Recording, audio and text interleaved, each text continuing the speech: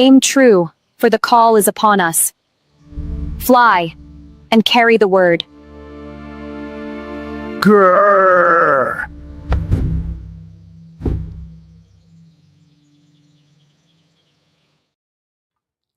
I love how the arrow doesn't pierce him. I And he know. still goes Well, down.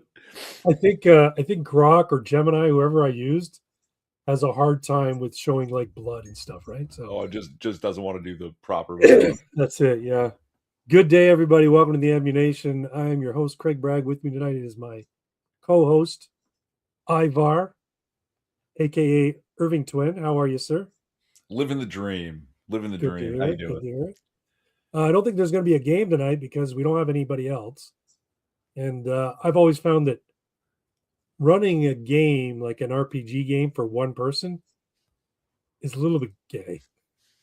Yeah, it gets, you know, It's like, why are we doing this in the bedroom, pal? you'd have to be really ambitious and have your own player character to make it work, right? Right. Yeah, yeah. And then only you that, just it get just to seems- railroad the whole situation. So like it's kind of cool. no, it is kind of cool in the sense that, you each get to role play a little bit, but your options are limited, right? Like Yeah. the GM, if he has a group full of players, then say there's 4 players sitting around a table, then 4 players can throw out ideas. 4 players can decide the direction they're going to go. If the GM sets something up and there's one player there and he says, okay, well, fuck all that backstory shit. I just want to go get drunk at the bar. Well, then you're not playing anymore, right? Whereas if there's 4, one guy says, I'm not really interested in going on this quest. I'm going to sit at the bar. And then, the game master might have to like come up with a little side story for the guy who decides to go get drunk. But yeah. Anyway, a couple comments here. They're showing up in the chat. I don't know if that's bothering you. It's right in your face. I can remove that. That's all good. You're calling. Ahoy, ye land lovers stuck behind the northern iron curtain. Yes, the ice curtain. Alas, I am short one sea dog character for ye game of dice. So his seafarer talk has reminded me of a joke that strangely I just told today to somebody. I don't know if I've told it to you. I'm not sure. Or geez, did I hear it from you? That would be terrible if I try to tell this joke. That'd be funny. So a pirate goes to a tavern he used to frequent, but he hasn't been in a few years now. Okay. And he walks in the door, and the tavern keeper recognizes him immediately and says, "Holy shit, man, what the hell happened to you?" And the pirate says, "What do you mean what happened to me? I'm fine." He goes, No. You have a hook for a hand, a peg for a leg, and a patch over one of your eyes. This was not the state you were in last I saw you. Like, how hook for a hand? What's up with that? Oh, well, pirating, and we're boarding a vessel. They fought back, swords clashed, hand came off. But I'm fine now. Really, I'm fine. Peg for a leg. You did not have a peg. How did you end up with a peg for a leg? Oh, sea battles, cannons going off.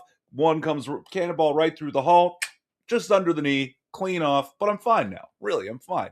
No, but you didn't patch over your eye. How did you lose this eye? Oh, well, it was a fine, calm day, and I was just standing on deck watching a flock of birds pass over, and one of them shat right in my eye. You can lose an eye from a bird shitting? Well, it was my first week with the hook. That's a good one. I heard a terrible or good bad dad joke a little while back, and I thought I might share it if you're interested. Yeah, of course. All right, what's the difference between a hippo and a zippo? I don't know. What's the difference between a hippo and a zippo? A hippo is really, really heavy, and a zippo is a little lighter. That's amazing. Oh shit. Anyway, folks, we're hanging out. We're doing Ammunation. As you know, this stream is now and is no longer about politics and culture, although we might start complaining about people, particularly people in politics, people in culture. Or But proselytizing. You never know. yeah, we might get into religious talk. Speaking of which, I've been in touch with my priest, and so I'm being baptized, and he said this is the perfect time for you to go through baptism because Lent is coming up, and then after Lent it's Easter Sunday. So if we did it on Easter Sunday, that'd be a good time to do it. I'm like, Wow. that would be an awesome time to do it. But then I feel like, fuck, that's like a big deal. It's a Easter very is a auspicious big time. day. Yeah, it is an appropriate time, but it's also like they've got their whole Easter thing going on, and here I am in a white shirt, getting anointed with oil and having water sprinkled on my head. But and you weren't excommunicated, says Reaper. No, you know what? You might not know this, Nano. I've been an atheist since I was a kid. My mom and dad took us to church, my brother and I, when we were really little, like 8, 9, 10 years old. And I always kind of believed at that time. But then as I became a teenager and I started getting really big into like Greek mythology and Norse mythology and stuff like that, and I realized, hey, people used to worship these gods. I'm like, so like it's all just mythology. And then I became like an atheist. And then I became a very staunch atheist. And I've recently come back to faith. And the reason being is I could tell you this, the moment or the I guess the catalyst that caused it to happen. So back in 9/11, 2001, right? That was what it is, 2001. Mhm. When terrorists attacked, when religious zealots attacked the United States and took down the Twin Towers and killed thousands of people. Shortly after, there was a rise in the neo-atheists. Guys like Dawkins and Sam Harris and Christopher Hitchens and Daniel Dennett to a degree. They started becoming sort of ascendant in the public discourse. And I was in my mind like, finally, thankfully, maybe we can get rid of this, backwards, primitive belief system and form a society based around, the enlightened secular humanist ideals, right? Little did I know. Fast forward to, 15 years later, and this secular humanist world that we were living in or drifting into, it had become like the worst possible nightmare for anybody with any sense of decency or sameness. The fact that I think the big thing for me was I started hearing stories about what was going on over in England, in Rotherham, with the Pakistani rape gangs grooming British schoolgirls and passing them around like packs of cigarettes, and how the government there didn't knew about this. They knew about this, but they didn't do anything for fear of appearing racist. And transgenderism was sort of on the rise then, but it wasn't nearly the fever pitch it has been in the last few years. But I started to see, hey, you know what? Like, we're losing our way. We're losing our connection to our morality. And I realized that this is the fruit that secular humanist belief in a secular humanist society will bring about.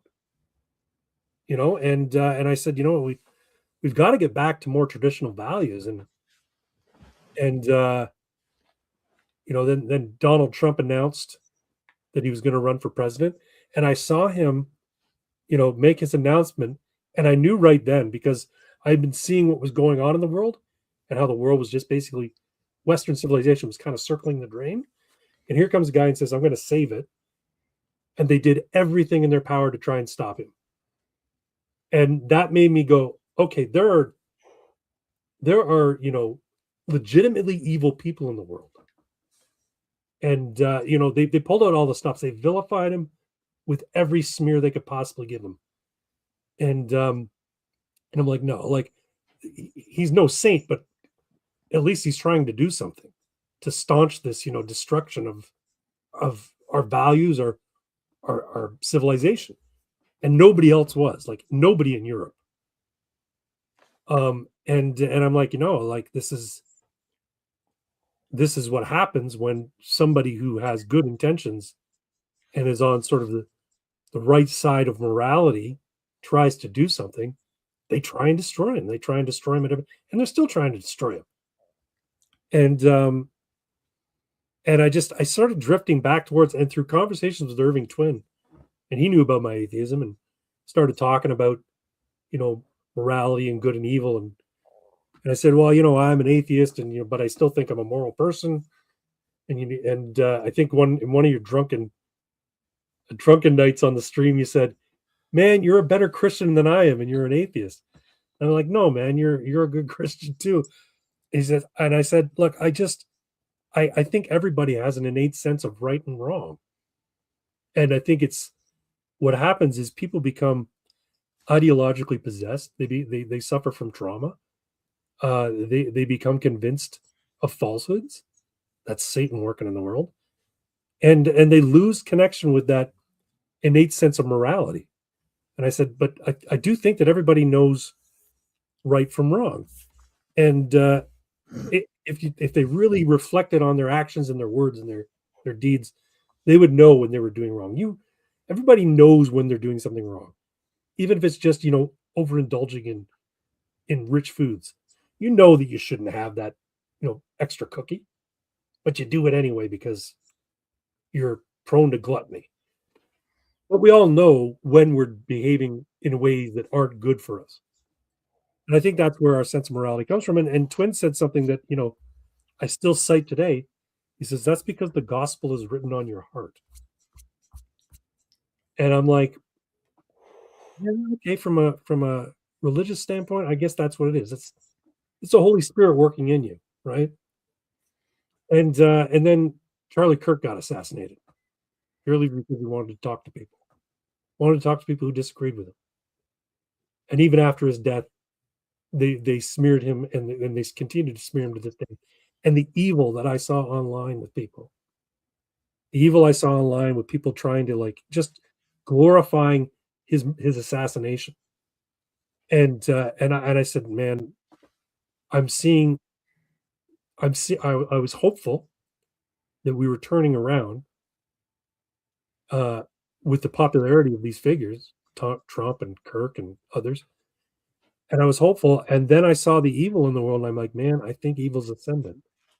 Now I'm hopeful that this is the last, the thrashing throes of a dying, you know, a dying.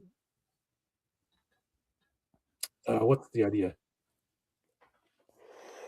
A dying worldview or a dying movement of evil in the world. Like it knows the end is nigh, and so it's going to pull out all the stops. But I don't know. But the point is, I spoke to a pastor friend of mine who's an Anglican priest. I've known him since I was in high school. And I said to him, hey, man, can you suggest a church? And he told me to go to the Anglican church near me. And I've been going pretty much every Sunday ever since. I think I've missed a couple, but once because I went to another church to check it out. Another time because I went to check out a Greek Orthodox church because Ox is big into Orthodoxy. And then one weekend I just wasn't feeling up to going out, so I missed that week. But I've been going every Sunday for months now. So yeah, that's how I switched from being an atheist to being a practicing Christian. Emphasis on the practice because I'm not. I don't know if I'm good enough yet. Let's see. We got Carney mishandling Canada will make anyone pray. There you go. Yeah, that's good. Somalis, they have no sense of right and wrong. Well, that's because they're all retarded because they're inbred. Like Pakistanis, the incest, the cousin marriage in Pakistani society is staggeringly high. Yeah, it's what I could be wrong. It might be higher, it might be lower, but it's somewhere in the neighborhood of 20 to 25%. That's probably an at least. With records not being particularly thorough in all regions, that they don't really know. Like I'm sure the families know and are totally fine with it because that's the way they've been doing it. But I think it's actually really, really strange that two very large populations end up genetically bottlenecked through this. Yeah. Like how did you manage that? Well, what do you mean by bottleneck though? Oh, so like genetic bottlenecking happens when a population is like nearly destroyed. Like let's say there was suddenly only 500 humans left. Sure. You'd have enough people to continue breeding, but the inbreeding would be definite. No matter how much you tracked it, it would be like, okay, you are sixth cousins from 5 generations ago, so it's okay for you to breed, but you are the product of fifth cousins and sixth cousins. Right. And then they're going to be, your kids are going to be breeding with their fifth and sixth cousins for a long, long time to rebuild the population. So Got it. you've created this bottleneck where everyone is sharing the same genes and you're not getting that spread, and you're going to end up with a whole lot of genetic abnormalities and Yeah. deficiencies because there's no way to get them out now. Like kids being born with their lungs outside their body. Sure, yeah. That's And- an extreme example, but yes. Yeah, no, but this happens, and it happens in places like rural Pakistan, rural India. And Sure, but I was thinking more generally, like say you have severely deficient bone structure. So your hips grow a certain way, but your shoulders don't fully expand. So you have this really weird shape, and in your skull, and then your brain is not developing because you're not getting enough outside genetic material, right? yeah, See the Habsburgs for an example. Yeah. Yeah, there were some fucked up looking people, man. The Habsburgs. Look at the Rothschilds too. I have a feeling there's some incest going on in the Rothschilds because they're all weird looking motherfuckers. Yeah, there's probably been over the years, right? But over the generations, It's funny you mentioned that because in my game that I've been working on, get it back to gaming. Yes, In yeah. El Camino, the Goblin race or ancestry or people, they form large family groups. That's how their social structure is designed, and it's a cultural tradition that if twins are born, they become a mated pair. So if a goblin mother has a brother and a sister, have a boy and a girl as twins, culturally they are meant to be a mated pair. And there is a certain amount of incestuousness in the goblin tribes, the goblin peoples. And the other races are kind of like disgusted by it, but the goblins see no problem with it. So goblins are Pakistanis.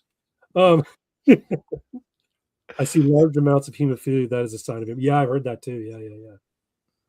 Well, I mean, while it's bad, genetically speaking, from a purely proliferation standpoint, it's helpful for spreading making the population large because you don't have to go and search for a mate. You've got mates readily available next door or in the same house, right? So, I mean, it's funny that Iceland has the entire opposite. You have to go because they're an isolated population. You have to check to make sure you're not related to a person you're courting because they don't want. And because they use patronomics, it's tricky. The most popular app in Iceland, I'm pretty sure the name of it is "Are You My Cousin?" Yeah. You chat up somebody at the bar. Okay, you're hitting it off. Quick, whip out your phones, fire up "Are You My Cousin?" Bump phones. Sixth cousins. We're cool.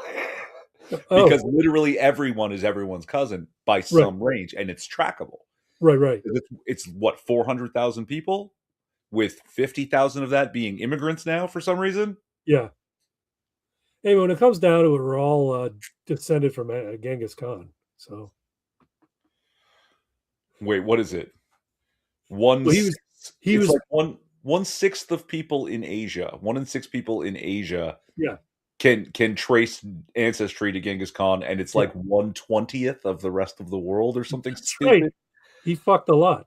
He's a very prolific guy. He fucked a lot. So yeah. Anyway, Nano says also goblins inbreeding makes sense since they are tribal groups. Yeah. I can. You know what? Since we're here, let me go to my Google Drive, and we'll look at some.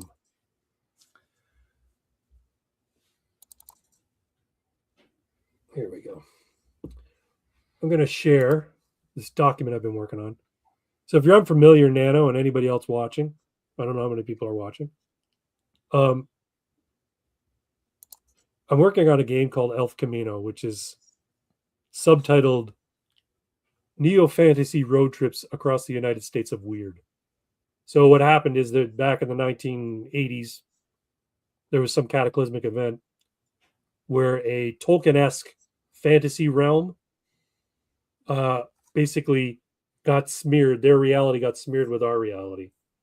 And since then, humans and goblins and dwarves and elves and orcs have had to coexist on this messed up earth in which all the infrastructure was thrown into disarray.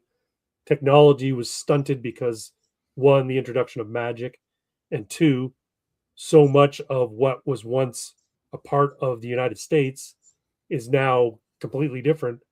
It's just not reliable. But anyway, here let's share this here.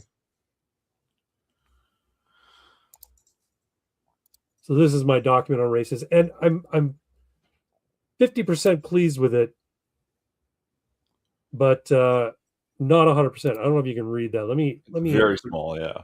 Let me increase the size here. Much better. Okay, so El Camino races. There are 5 humanoid races in El Camino. Alphabetical order. They are dwarves, elves, goblins, humans, and orcs. Details of these races, their appearance, culture, etc. follows. So I'll skip the dwarves. I'll go on to the goblins so you guys can see what we're talking about here.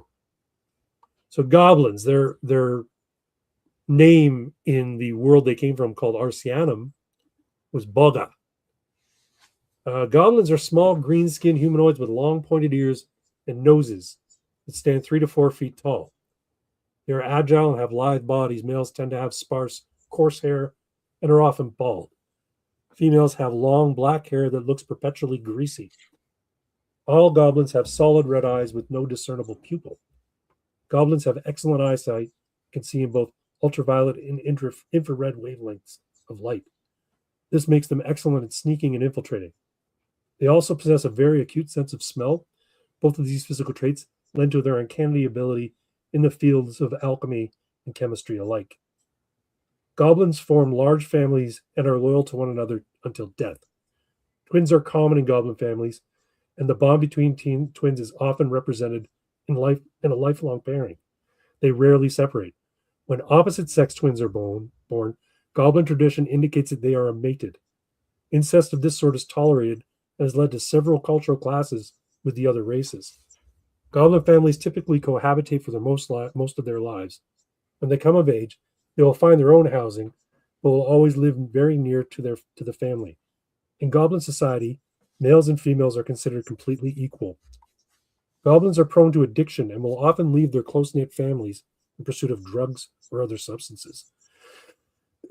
Many goblins use this innate talent for chemistry to become prolific drug manufacturers themselves. A goblin adventurer might choose this life in pursuit of money or rare ingredients to incorporate into their craft. So this is how you create a goblin character. You roll your 6 D&D stats, traditional D&D stats, but you have a certain number of dice for each stat. So strength, you roll 3d6. Dex, you roll 66 and drop the 3 lowest. Con, 46, drop the lowest. Intelligence, 5d6, drop 2 lowest. Wisdom, 46, drop lowest. Con, 46, drop lowest. Charisma, 3d6. Now, before you move on here, Yeah, can I note some of this? sure. I see what you're trying to do. Do you? Yes, right? Like basically you don't want to make a shit goblin. So you're giving them away like that they're very likely not to. But I think there's an easier way, right? What's Like that? also, just out of curiosity, 3d6 across the board is basically the rough standard, right? Typically, yeah. So humans roll 3d6 for strength. No. Humans roll 46 down the line, dropping the lowest on each roll. Okay, right. So humans roll 3d6. Humans would roll 3d6 like a regular run-of-the-mill NPC would be a 3d6. But in the case of the game, you're expected to be an adventurer, so you're a little bit more capable. But that's what I mean is your total is out of 3d6. You rolled 4. Yes, your total will be the lowest between one, 3. Your total will which be is the same as a good 3d6 roll. But I think there's a more specific way to do it, right? Because a goblin that accidentally rolls 18 on strength doesn't make any sense, right? you just use like variable dice numbers and constants. So like for strength, goblins actually roll 1d6 plus 6 or 1d6 plus 2. I was So they thinking get about doing from that. 3 to 9, right? Like they're in there because they're only 3 to 4 feet tall. There's no True. way they should have a strength comparable to a dwarf, right? No, I agree. Yeah. So But they're again, and you know, and I would say for an average goblin, like some guy you just see on the street fishing out of garbage cans for needles or whatever, yeah, that would probably be the case. He's got maybe 2d6 plus 1 or something like that. But for an adventurer, this is somebody who's chosen to like eschew the family life of goblin society, right. go off and seek adventure.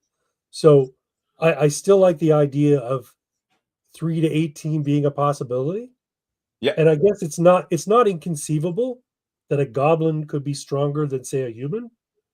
But it would have to be justified in the sense that they're kind of wiry and like they've got, you know, their tendons are very tough like steel because they're Sure. live, right? So they're athletically strong. Right. But Um, mass move mass. And yeah, I understand that too, that adventurers, you want them to be good characters. You don't want to end up with like a really shitty ass fucking character. That's terrible. But then you just literally have two sets, like average goblin and then the player character's adventurer goblin. So right. like average goblins are about this, right? You know, and you can do dexterity, do it high, right? 2d6 plus 6. Yeah. You know what I mean? Yeah. I mean, that's a possible, that's something. I like the idea of rolling multiple dice and dropping your lowest. No, I mean, there's nothing to say that you could get a clumsy goblin. He could roll 66, get 2s and 1s across the board. And then, you know, you got a clumsy goblin. But this gives him a better chance of having a, you know, the quintessential dexterity. Let's see. Goblins are, he says he did not keep his dick in a box at all. He's So talking about goblins are King better of than Thor. millennials because they do move out, just they move next door. Yeah. The goblin that is stronger than human just uses a lot of Turk and roids. Yeah. Turk. Testosterone. Moving on, let's there's a little bit more to this because I'll give you an indication. So they have a D4 hit die, which I think makes sense because they're tiny little creatures. And then their little thing here. Goblins can see in the dark, advantage on dex checks involving stealth, and charisma checks related to deception. Goblin racial talents. So at level 1, a goblin character gets one of these talents rolled randomly. So they might get a bonus to their dex. They might get a bonus to their intelligence or their con or their charisma. But No. they add a talent bonus as wisdom checks related to smelling or detecting airborne toxins. On a result of 4, add talent bonus to intelligence checks related to alchemistry. I should change that so it just says related to alchemistry, not checks doesn't need to be there twice. Add a talent bonus to sneak attacks. So in Elf Camino, you start with 3 talents. One that is based on your class or your archetype, one that is based on your race, and one that is based on your background. So you only gain 1 talent for your race and your background, and you get that at first level. But as you progress in your career, you gain talents every odd level for your archetype or your occupation. And then add talent bonus, any talent bonus while hidden. Add talent bonus to any attack made while hidden. So yeah, that's the goblins essentially. Little incestuous druggies who are really lithe and you know have a body like Sting in Dune. You know, Fade. My fade, beautiful fade. fade. Yeah. So yeah, there's your goblins, and I've got all the races done now. I'm not 100% happy with them all. So basically, okay, so orcs are the Hasbaga, which are a race of goblins, just called big goblins. They do 66 for their strength, 46 for everything else except intelligence. They Yeah, have I a see it now. You themed it out across the board like that. yeah, I mean, they have a D10 on their hit die, and they have advantage on strength checks related to lifting and breaking things. Advantage on charisma checks related to intimidation. Orc racial talents. Add a talent bonus to attack rolls while riding or driving. So they were experts of mounted combat. I'll read a little bit back on. Orcs are heavily muscled, green-skinned humanoids standing between 6 and 7 feet tall. They're related to goblins, Hasbaga meaning big goblin in their native tongue. Unlike goblins, their noses are short, resembling a snout, with a tip often blue in color. Hair and eye color is similar to that of goblins, with baldness being less common. In fact, I don't know why there's a space there or a break after. Fix that here. Things happen. I Editing. must have hit enter somewhere. We're Orcs sick. take pride in their hair, wear it long and ornamented. Orcs begin to grow tusks from either their upper or lower jaw in adolescence. The tusks of female orcs stop growing once they reach adulthood, while the male's tusks, will continue to grow throughout their life. In Arceanum, orcs form nomadic tribes and would raid the communities of elves, surface dwarves, goblins, and even other orc tribes. On Arcane Earth, they've kept the lifestyle but have traded their wargs and giant boars for motorcycles, pickups trucks, and occasionally dune buggies. Orc clans are distinctly patriarchal. While all orcs are powerful combatants, females typically take on traditional caregiver roles, while males raid, hunt, fight, and manage clan politics. Orcs seek adventure as a part of fulfilling clan obligations. When an orc reaches adulthood, they're expected to embark on a journey in pursuit of glory, resources, or bring new blood to the clan. Unmated females will undertake the same journey, most often to find a mate and bring them into the clan. An orc's time away from the clan is chronicled on their skin in the form of intricate tattoos and scars. I remember we went through that with Pox. Yeah. And make that a thing. That was pretty good. But I had an idea. Oh, because you were talking about the males, their tusks will grow their whole lives. So bruxism is a thing. It's absolutely necessary. So when he's got like what is much more than a big ass toothpick, but like a proper branch off a tree, and he's just chewing it while he talks to you, he absolutely has to do this to keep his fucking tusks from becoming unwieldy, right? Yeah, you got to wear them down. Well, that's a cool thing. One of the talents that the orc can get, if you roll a 7, when grappling an opponent, you may make a free bite attack. Add your talent bonus as attack. Damage is equal to your talent bonus. Nice. And then number 8 is you have a favorite weapon in your arsenal. It has a name. Add your talent bonus to attacks and damage rolls with this weapon. Nice. Yeah, it's pretty good. It makes them out to be like, this is the perfect merc for the game. Right. And I like that talent number 8 there doesn't have a limit that means no shotguns. Right. Because you can have a fucking shotgun that you're a fucking sword or an axe. You can choose whatever you want. Give me the scalpel. You call your Remington 870 or whatever, you call it Bessie. No. Give me the scalpel. I'm a surgeon with this fucking thing. You're gonna fight with a scalpel. No. That's the name of the shotgun. Oh, okay. Okay, I get it. Okay, then the elves. The elves are kind of a tricky race. Elves are called El or Eloin, depending on their caste. Are lithe and nimble humanoids standing from 4.5 to 5.5 feet tall, with fair skin and light colored hair, normally worn long and loose. All elves are beautiful and have high metabolism. Obesity amongst elves is non-existent. Elves don't sweat, but radiate heat. This has the effect of making it appear as though their long hair is blowing in a gentle updraft. Gay. It's kind of gay. Eye colors vary, but blue and gray are most common. Among females, their eye color tends to be more colorful, with purple, green, and amber being common. Elf society is split into 2 castes. The El are the more common down-to-earth group and make their homes in inert villages in the canopy of giant trees. In Arceanum, they would subsist by hunting, foraging, and guardian. They eschewed the use of money and used a barter economy. On Arcane Earth, they have adapted to using the leaf currency. Leaf is the currency in El Camino, but still prefer trading services and goods directly. Presenting a gift to an El obligates them to give something in return, even if it's something as simple as a meal or sometimes a kiss or a hug. The Elves' more lofty counterparts are the Eloin. These highborn elves reside in floating crystal cities that hover more than a mile above the surface, as a constant reminder to the earthbound that they are superior.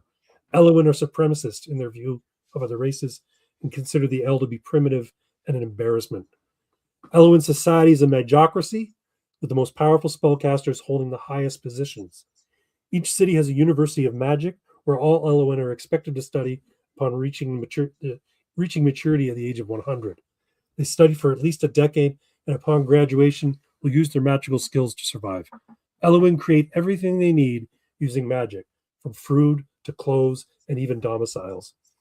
In Arceanum, the Elwyn were masters of all they surveyed. On Arcane Earth, they have insinuated themselves into the political machinations of the human world.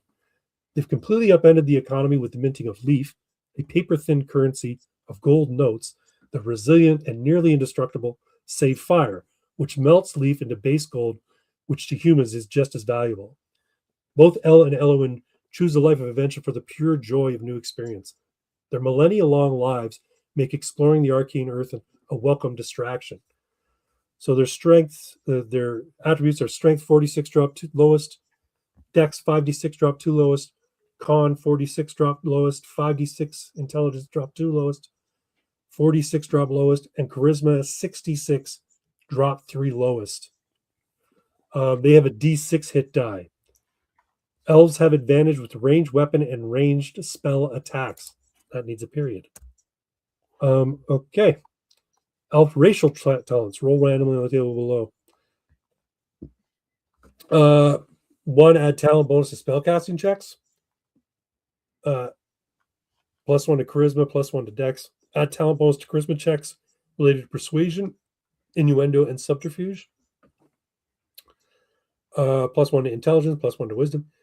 You have a signature spell or a signature ranged weapon. Add your talent bonus to attacks and damage with this signature spell/weapon. Add your talent bonus to wisdom checks made to spot hidden. Now we go on to humans. This was the toughest one for me.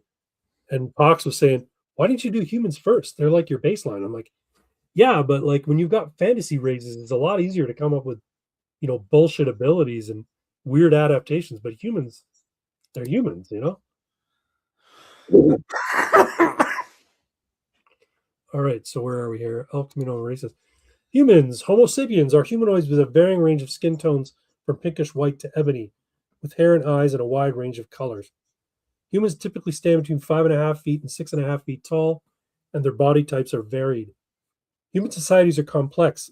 They organize themselves into groups based on race, sex, age, religion, nationality, statehood, and political ideology.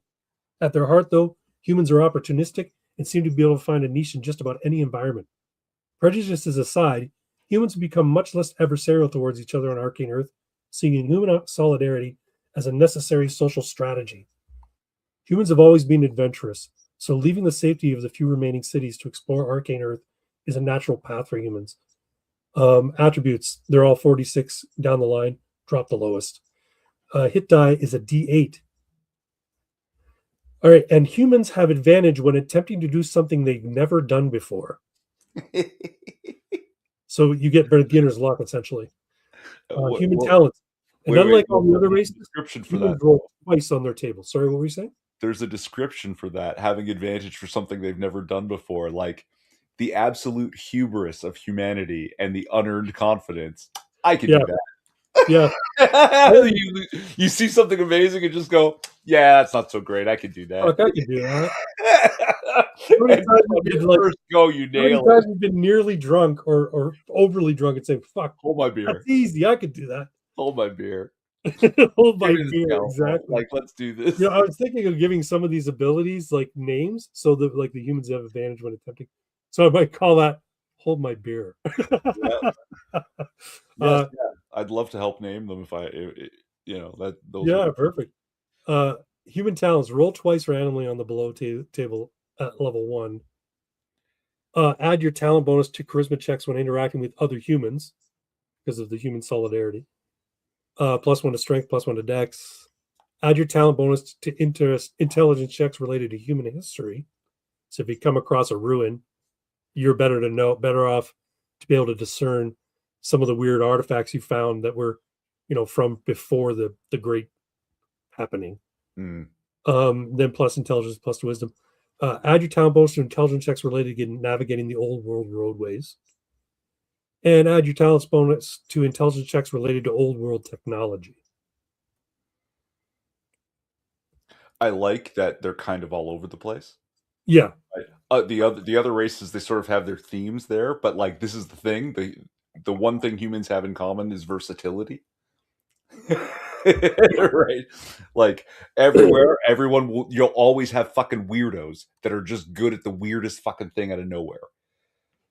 yeah. You know, it's fun. I think it's a trope that was sort of designed by D&D, right? Like third edition D&D is when they said, you know what, elves and dwarves and goblins or dwarves and dwarves and gnomes and half orcs, they all get these cool little bonuses here and there. Humans get nothing. We got to give them something. So in this case, a human at first level rolls twice on this table, so they get 2 abilities to start with, or 2 talents, I should say. And yeah, that's it. Those are the races in Elf Camino. But it's like every other group is specialized somehow, and humans are unspecialized, but Right. have the capacity to go whichever direction you push them. So Exactly. it's yeah. All right, I'm going to go. I'm going to switch to this tab. So this is what I was working on before we started. And I'm going to increase the size to this as well so you guys can read it. Magic in Elf Camino is very different from other TTRPG, that it functions more narratively. This was something I've been thinking about for a long time. Originally, I was thinking, no, Elf Camino, I want a spell list, but I want it to be a simple spell list. So I was thinking of using the one from the game Knave. Knave is got a spell list with, I think, 100 spells or so. And they're all just the name of the spell and a one-line description. And then it's up to the GM and the players to work out how these things work, right? There are no spell points or even spell lists beyond the one the player creates for their character. This approach can be both freeing and daunting at the same time, but the process goes something like this. The player states they want to cast a spell. They give that spell a name and describe the effect. The GM and the player agree to certain conditional modifiers. The player makes a roll, adds all relevant bonuses to that roll, and if equals or exceeds 20, the spell goes off as described. So this is something you're not aware of. We didn't do this when we played. I'm using a system called Target 20. That means every time you're rolling your D20 and adding bonuses and whatnot, you're going to try to get to 20. So 20 is a success. So what that means is armor class. Remember the old school armor class where you had THACO? And the lower your armor class was better? Somehow. This functions the same way. So basically, armor class goes down in terms of its effectiveness. Goes down in number in terms of how effective it is. And when you roll to hit, you add whatever relevant bonuses you have, plus you add the opponent's armor class. And that is how you're going to try to get to 20. I think I need another space there after in or before in. And now while spellcaster checks, you're going to be trying to do 20. It seems like, well, it's not going to be that easy because I've got to hit 20 just to cast a spell.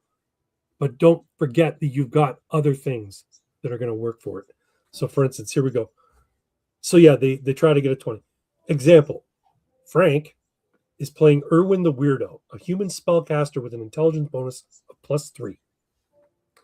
I got to drink some water. One second. The characters are facing off against a group of orc bikers in an empty lot in Detroit. There's a burn barrel. They're huddled around for warmth. Erwin the Weirdo has a wand of charred wood that he uses to channel his spells.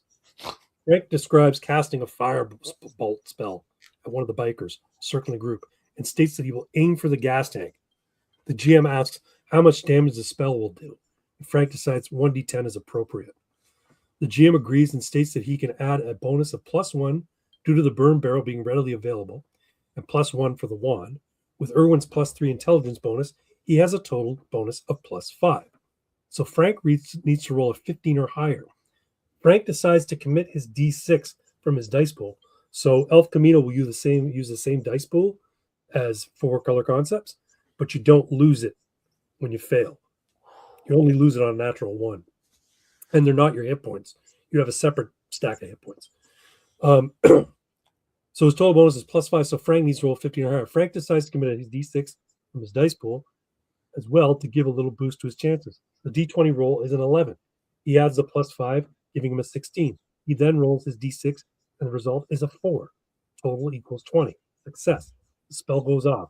A bolt of fire streaks towards the motorcycle, engulfs the orc, and causes a massive explosion. Damage is rolled, resulting in 6. The orc is still alive, but thrown from his bike and is engulfed in flames. Successfully casting a spell as above has downstream effects. Now that Erwin has successfully cast the spell, he adds it to his spell list. He gets a +1 to future casting of that spell and is noted on the character sheet. Every time a character successfully casts a spell, they add a +1 to future attempts to cast that spell. That's another way to make it easier to get to that 20 on stuff you know how to do. Sure. Should you max that out though? Be like, yeah, there should be a max. I was originally going to say the max you can add is equal to your intelligence bonus, which I think is reasonable. But I was also going to say maybe just make a max +5. I don't know. Yeah, 3 or 5, right? Like three's really good on a regular. 5 is like I cast this spell every time. Like you're in danger every time I use this spell. Well, yeah, because it increases your chances by 25%, right? Okay. Failure. Failure would have meant that Erwin gets a point of weird. Weird is the psychic aftershock of failed attempts to channel magic. If a character ever has more weird than their intelligence bonus, they develop a psychosis, and the player rolls randomly on the weirdo psychosis table. After they gain a psychosis, the weird points are reduced to 0. Okay. On a natural 1, rolled on a spellcasting check results in a point of weird and immediate psychosis. Natural 20, rolled on a spellcasting check, eliminates a point of weird or removes a current psychosis. Player's choice. So if you don't have any weird because you just got a psychosis, you can remove your psychosis. If you have 1 point of weird and 1 psychosis, you might want, or you have, let's say you have 3 points of weird and your intelligence bonus is 3, you don't want to get another weird, so you reduce your weird by 1. Because you can live with the psychosis of thinking that everybody you see is wearing a banana costume. Like this is the kind of psychosis you're going to encounter. I mean, I suppose you could get by like that. I like that you have like a weirdo psychosis table already set up, at least in your head if you haven't written it down. That's straight out of Palladium, right? Like table. Yeah. But also, if you're a cool game master, you will tailor the psychosis to the situation in which it happened. Right. It makes sense, right? So if you failed at that firebolt spell, right, you might think that you're constantly being rained on, and that's why it's so you're like constantly holding a newspaper over your head or have an umbrella even indoors because you think you're being pelted with rain all day, and you feel like you're you have a soaker all the time. Or it could be that you have an aversion to fire and won't go near anything larger than like a candle flame. Weird can otherwise be removed by quiet contemplation and rest. That means no spell casting. A character can remove a point of weird for each day they spend in light activity, such as riding in a car, resting, or meditating. I had another one. Yeah. Psychoses can be removed through the same activity for a prolonged period. 1 week of relaxing and abstaining from high-stress activity and spellcasting removes 1 psychosis. That's a long time. Like, that's hard. Game time? Game-wise? Not really, because the game is a lot about travel, right?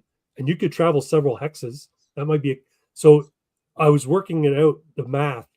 So if I want to do a map of the eastern seaboard from New York all the way down to Florida, going inland as far as Virginia or West Virginia, then that works out to about 50 miles per hex. And how much can you really drive in a day? Maybe 100 miles? Depends on the person. I know, I just mean like... your route, it depends if you have any obstacles in your way, because remember...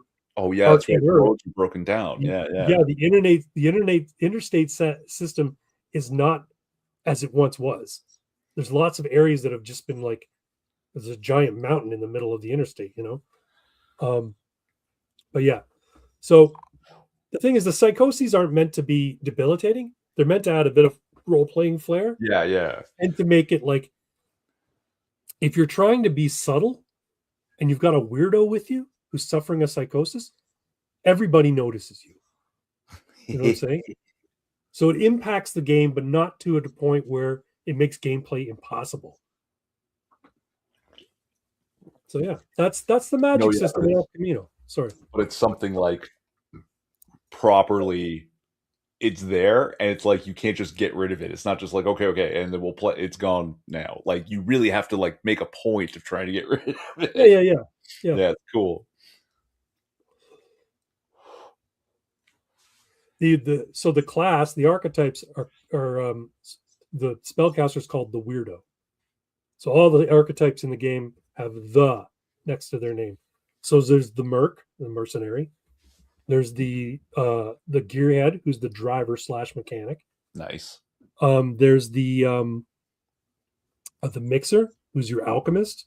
There's the weirdo, and then there's the face. Oh, and there's also the sneak. So you got your thief character, you got your bardish type character, you got your fighter type character, you got your wizard type character, and you've got your artificer / type character. The guy who makes shit. Plus so alchemy, I haven't gone into it yet, but I think alchemy is going to work similar to spellcasting. But I might have a set list of recipes for alchemy. Instead of saying I want to create a potion that turns me into a fucking Hulk. No, I think we have to have a set list of recipes. And if you want to make new recipes, that requires a little bit of exertion or sacrifice of something on your part. Probably treasure, time, whatever. But I do think that there should be a critical failure system for alchemy as well, that either happens while you're brewing or it happens when you go to use it. Oh, a natural one while brewing something. It's like, oh, you blew this shit up. Yeah. Yeah, which ruins everything, right? It can stop an adventure before it starts. So for instance, if let's say you're trying to create say a potion of a fire, let's call it a fire flask. I'm gonna have recipes for things. So it's a fire flask is basically a bottle of contained fire, and when you throw it into breaks, it causes a big fireball. Okay, you're trying to mix your fire flask because that's an effect that requires you to basically throw the concoction. A roll of a natural one during brewing is going to result in immediate terrible effect. But if you're making, say, you want a potion of a potion of breathing water, right? And you roll a natural one, you know what I think might do? You can delay your brewing roll until the time you go to use it. Oh, that's dangerous. Because I was going to say, you were saying breathe water potion. Yeah. Okay. You roll a natural one in the garage, right? With your buddy in there. It pops. It doesn't explode. It's 0 damage. But now everyone in the room feels like they're drowning for X amount of whatever time. And they literally are drowning. The potion is having the reverse effect. You fucked it up. And now it's a gaseous cloud in the room. That's kind of cool. I like that. So, maybe I'll do that. I'll have a set of recipes And backfire. and a critical fail result on brewing. So a critical fail brewing result results in this effect instead of having a random table. And you could just like play it out, right? Yeah. You can make up a potion, a new type of potion, right? So you make up, the game master comes up with a good counter. What's the opposite of that? Right. What's the wrongest way this could have gone? Yeah. Yeah. So for instance, if a character, an alchemist, let's say you got a goblin alchemist and he decides he wants to make a brand new recipe. Then he describes how it works. And then he makes his roll. Maybe I'll have him he makes his roll. And if a natural 20, then obviously it works, no problem. But the next time he goes to brew it, if he gets a natural 1, then the effect occurs. And maybe the GM decides at that time, and then the player will just note the deleterious effects of a failed brewing roll, like a natural 1 on a brewing roll.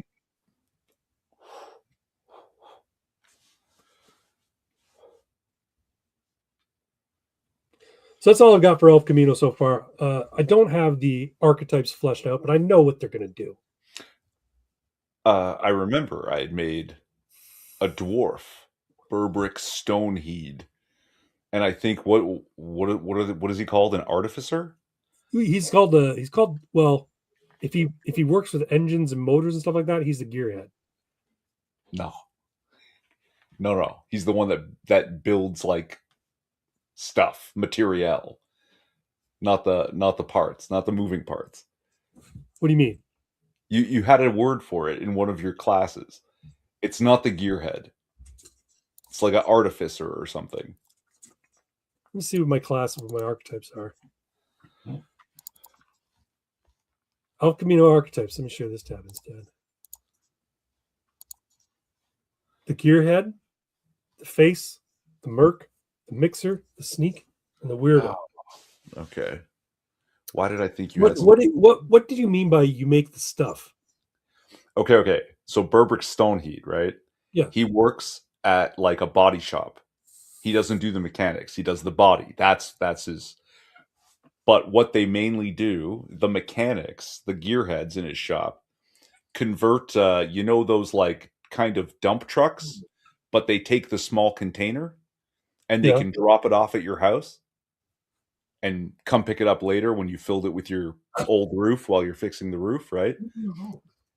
They transform those trucks into performance vehicles, right? Lift kits, bigger treads, right? And Burbrick Stoneheed builds the containers that go on the back, right? And affixes the weapons to them and the armor to the sides of these vehicles. That's what he did. He builds those things. Right. So you say, okay, I want a flamethrower for the back of this truck, right? A flamethrower and like heat armor and armor, like, defense against armor piercing and a machine gun mounted in the top. He's like, okay. And he grabs his hammer and he just fucking hammers this out of the metal for you. He builds you your can. How about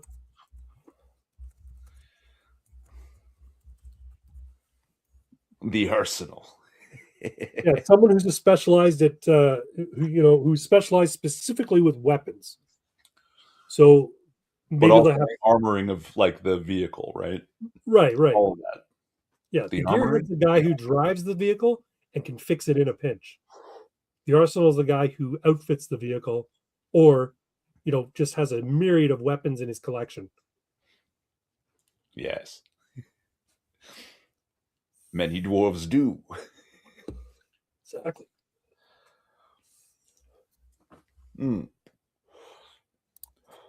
So that's El Camino for the time being. Get rid of it or lean into it. The choice is yours. I'm not sure what he's talking about. Oh, probably the psychosis. Yeah, you could totally lean into your psychosis. As a matter of fact, people who like to role play like weird characters, like goofy characters, they're going to gravitate towards that class because it just sounds like the most fun. I'm blind. Yeah. Yeah, and I think I was going to have different scales of psychoses. So basically, if you gain a psychosis and your weird level is say 1 or 2, then the psychoses are going to be pretty minor. Like the aforementioned, everybody you see looks like they're wearing a banana costume, or you think you're being rained on constantly, or you're afraid of any fire that's bigger than a candle. But if it's like a 3 or 4, like you had 4 weird points when you developed your psychosis, then I don't know if that works, because some of the lower intelligence will never suffer the higher level psychoses. I don't know. No, I guess you just have to tailor it to the situation, right? Right. Like the more intense and important, the more pressure is on it, the more likely it can go wrong, right? Or the worse it goes wrong when it does. Yeah. Well, it might make sense if you justify it in such a way as people with lower intelligence don't really suffer as much from more extreme psychoses because their minds aren't that as open to the nature of magic as people with a higher intelligence who might tend to cast more risky spells or more extreme spells. So conditional modifiers, I mentioned that in the description of magic. So conditional modifier might be something like, I want to cast a spell that makes every enemy, all these 20 guys standing in front of me, turn into chickens. So, okay, that's a pretty extreme spell. Because of the difficulty of that, I'm going to institute a conditional modifier. Oh, yeah. -3. Meaning, after you add all your bonuses in your die roll, I'm taking 3 off. And if it's not 20 or higher, you fail. If you roll a natural 1, not only does it fail, but you go fucking nuts over it. You start acting like a chicken. There's so much math. It's not that much math.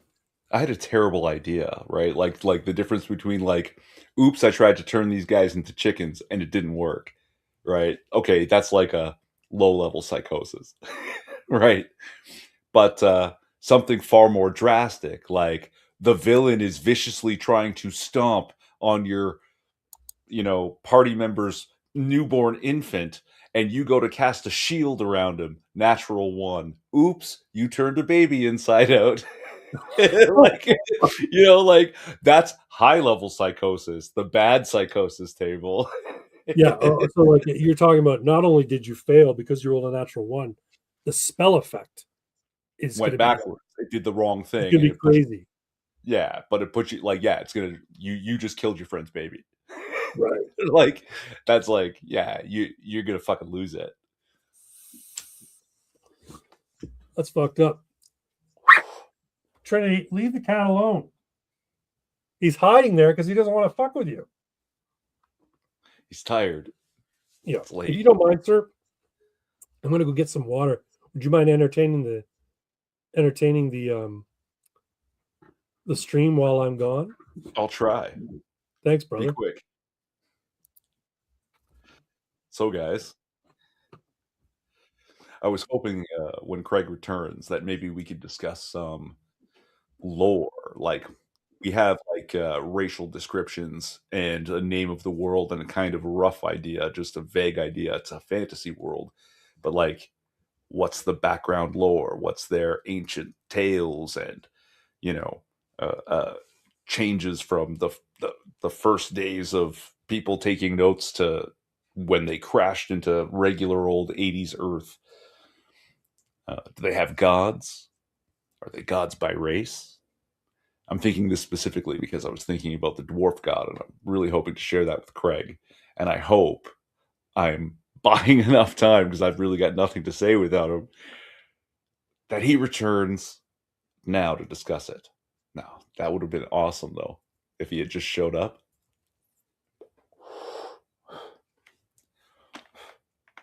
The Elohim are magic, and the El are less so. Do they, worship different gods? Are they getting magic powers from their deities or whatever?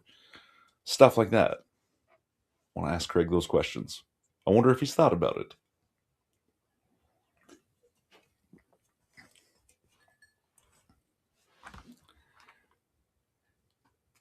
Oh, he's taking way too long here. And I'm just going to leave dead air. Craig, come back. Oh, this is terrible. I almost feel like turning off my camera and mic for a minute. Literal dead air.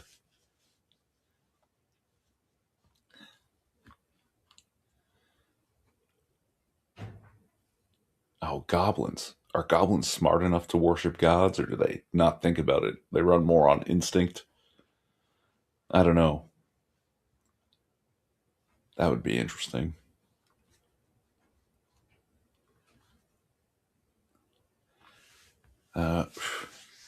Yeah, Nano, I don't know what you were meaning when you were saying get rid of it or lean into... Oh, the psychosis. Yeah, now I remember. The longest Nano's done is 150 miles off road in a single day. That's a lot of off road. You know, I'm not sure how many hours that is. Personally, the longest I drove was like 19 hours. It's a long fucking time to be driving with stops and stuff, right? Not to sleep, but I don't know how that translates into miles. You know, Oh, and I hear Craig. He's coming back. Let's go, Craig. There he I am is. back. I heard you say, I hope when Craig's back, we can do something. What did you want to do? Oh, yeah. Talk about the lore. You know, you have a fantasy world, a series of races and their descriptions, but what are their histories? What are their cultural tales and beliefs? Stuff like that. And I'm asking because I was kind of wondering how far you got with it, because I might have an idea for certain stuff to throw in if you're interested. What I And I was yeah, I'd curious be to happy hear. to. What I thought I'd do is do like they did in Shadowrun, the Shadowrun game, where they showed a timeline from when the awakening happened and all the magic started returning, the magical races started returning, to like the present day. Right. So what I thought I would do is I'd have two disparate timelines of what was going on in Arceanum, what was going on in Earth in terms of technological development and global conflicts and that sort of thing, right up to the point where the merge happened, and then they had a common timeline after that. So I'll do that. So I think, yeah.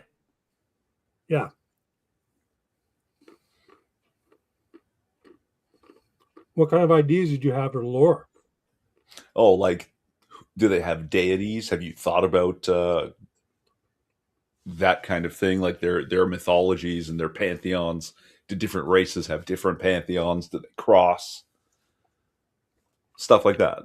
Well, I figured, you know what, they all be monotheistic in a certain sense, in that the dwarves worship a dwarven god, orcs worship an orc god, goblins worship a goblin god, elves worship an elven god, or they worship like the forces of nature. Hmm.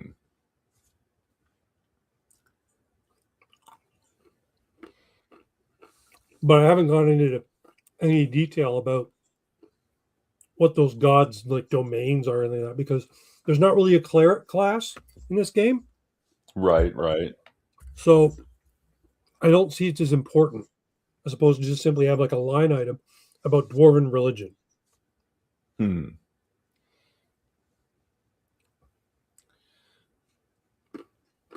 You disagree?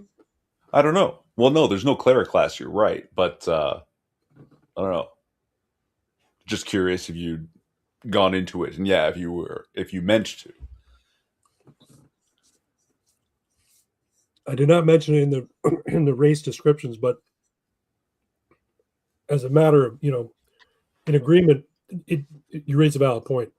Part of their culture involves religion or lack thereof. For instance, I was thinking having the Elohim don't really worship anything but themselves. Hmm. They're that, you know, they're that High crazy. on their own farts. They're high on their own parts so much that they consider themselves to be the pinnacle of creation. And they, in a sort of like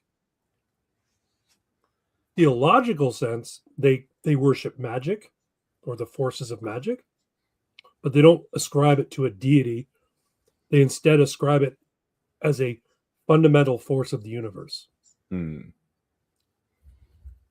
That humans, until the Elohim arrived, didn't know anything about, or were looking in the wrong place. The argument being that magic even exists in this universe. It's just you guys are so hyper. Dance. You're so hyper focused on breaking things down, breaking things down at the material level to understand the workings of the universe, that you're forgetting. You're missing the entire function of magic, which is, for lack of a better term, the narrative force, basically speaking reality into being, aka God, and having it come into being. That's magic. Or do you think that's a little too You think that's a little too sacrilegious? It's just sacrilegious enough, right? Because basically they're all kind of like Lucifer. Right. Yeah. Yeah. And They they kind of, think they're awesome. but you know what? If we're looking at it that way, and we're speaking of religion and fundamental forces of the universe, and the narrative force or the logo or the word, it might make sense at some future point to come up with a class called the preacher, Mm. a person who gains their magic from their faith. And they can do, they can do similar effects to a weirdo, but they don't suffer the same result of psychosis. They'll suffer like a lack of faith, meaning they'll lose their ability to cast for a little while. Mm. Or do a penance or something like that.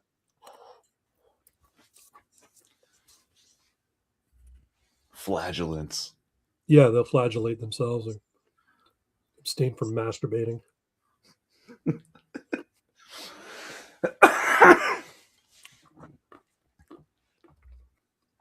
That's Sorry, terrible. I'm eating on screen, but I'm addicted to peanuts since I started this Daniel fast. How's it going? I'm having a fine time with it. It doesn't seem to be that Good. difficult. Not eating any animal-based products. Essentially, yeah. Interesting. Mm. And then right into and no sugar. I can't eat anything sweetened. So no honey, no maple syrup. The only sugars I can get are from my fruits and vegetables. Right. I'm essentially vegan for 21 days. I know. It's terrible. Bag.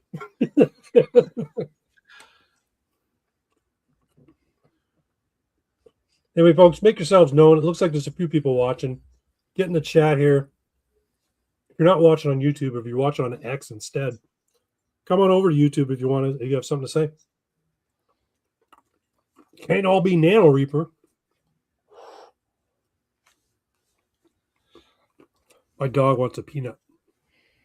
Okay, here's a culture note I'll run by you. Sure.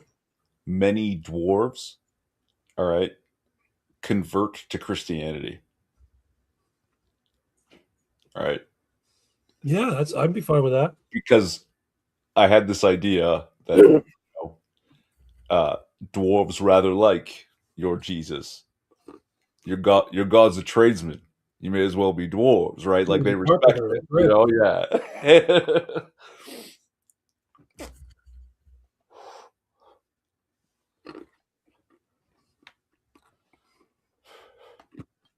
I didn't read the dwarves, did I? No, we skipped them. Let me go to the dwarves. Goblins, right? That's right, I did, because we were talking about goblin incest. Would you back off, dog? She wants a peanut.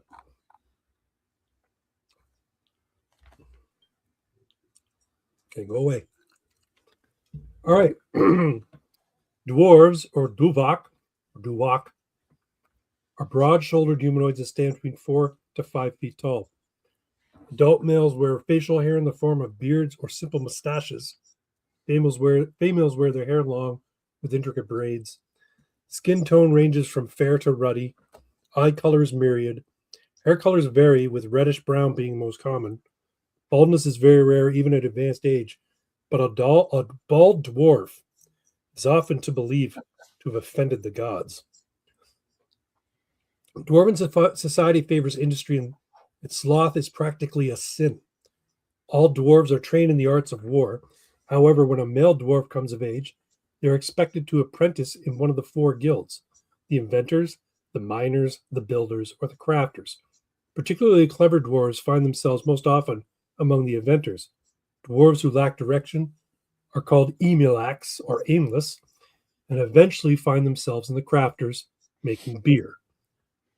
Dwarves might choose a life of adventure after finding their time in their guilds unfulfilling. Dwarven adventurers are tough, dependable, and refuse to stay down.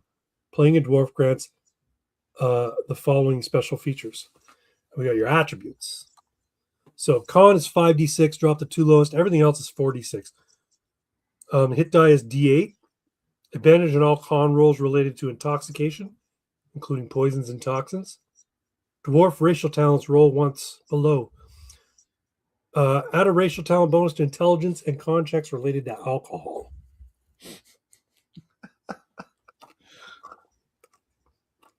Then you get your bonuses to con and strength. Add racial talent bonus to intelligence check related to using machines and devices. Plus 1 to intelligence, plus 1 to wisdom.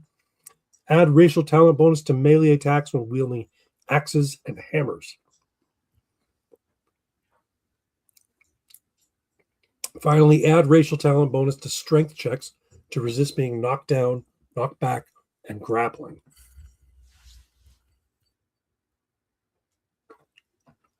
So dwarves are great wrestlers. You sleep. Am I asleep? Yeah, you look like you're dozing off there. Oh no, I was putting out a cigarette. Oh, okay. All good. Every dwarf I have ever made has had a red mohawk for some reason. Those are the dwarf slayers, right? From Warhammer Fantasy. Yeah, they're pretty good. Didn't they always wear like plaid pants or kilts or something? Yeah, they had tartans for sure. Yeah, but I guess Burbrick would be in the Builders Guild then. Yeah, you would have excelled in the Builders Guild. What was your other? You had a human kid who was like a car thief, or he worked at a body shop or something. Yeah. He would. I think he would have fallen under Gearhead. Probably, yeah. And what was I guess Pox's character would have been a merc. Yeah. Or well, he didn't have a ton of weapons, so I wouldn't say the arsenal. Besides, I just created the arsenal, so there was no. But he was your basic tough guy fighter type. Yeah. Right. In an orc biker gang. But he rode around a big fucking hearse. Was it a hearse or a Ford? It was a hearse with the body of his dad in it. No, his brother. Is his brother? Yeah, he was bringing his dead brother back to his family. Remind me of Highway 61. You ever watch that movie? No. It's a good movie. That was a really good campaign, man. He played like one adventure. It was great though. Like just everything was working out. Like it all just sort of, we went in totally blind and just went at it, and it just turned out really nicely. It was fun. I'm glad you liked it. I enjoy it. I think the setting is kind of cool. The setting makes it easy to flow through, right? Yeah. Because it's kind of a world Yeah. With all of this stuff. So you just go through the world and then go, oh, wait a minute. But imagine I could reach through this wall or whatever, right? Yeah. It's very, what's the word I'm looking for? No, it's just easy to slip into character, right?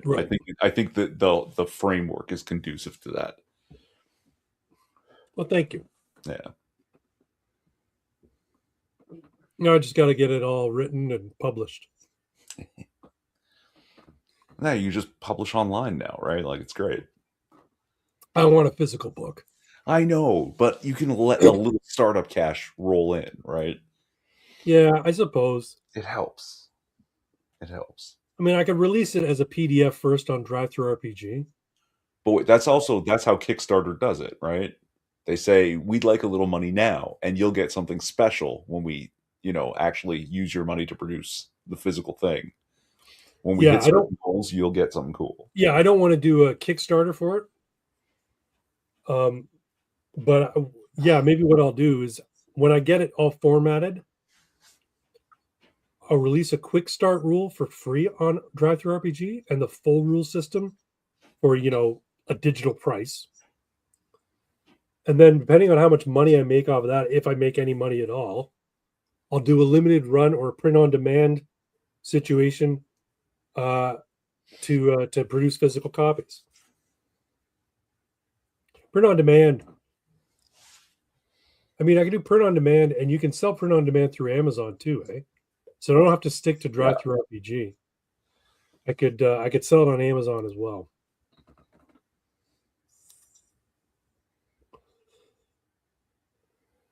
Get it done. I know, right? Sloth is my greatest, my weakest, my most. It's the worst. Mine too. My greatest weakness is for sloth. Second would be gluttony. Then probably pride. Am I prideful? I don't know. It's almost always pride first. I don't. Maybe I am. I don't. Yeah, it could be. I don't. No, sloth is definitely my first. Absolutely. I am so prone to laziness and procrastination. It's just like it bothers me. I pray about it. Like, help me, overcome my slothful nature. Mm.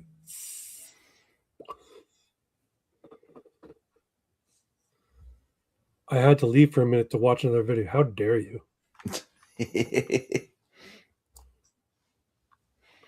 That's okay. We only got a few people watching anyway. Ugh. What have you been working on? Anything? You guys were talking, you and Pox were talking about doing some artwork for Four Color Concepts. Have you had a chance to sit down and draw it all? No, I haven't. I mean, Me neither. I bought a pad and some good pencils and shit, and it's sitting on my dining room table. I haven't touched it. I have to do some artwork. If I didn't go live tonight, I was going to print off some blank character sheets and draw and color on them to make sample characters to put in the rules. But we came online, so. Well, if you're hanging out afterwards, maybe I'll dig some stuff out and see what I can do off the top of my head. Sure. It won't be good. What do you mean it won't be good? Nothing. No, it's all good, man.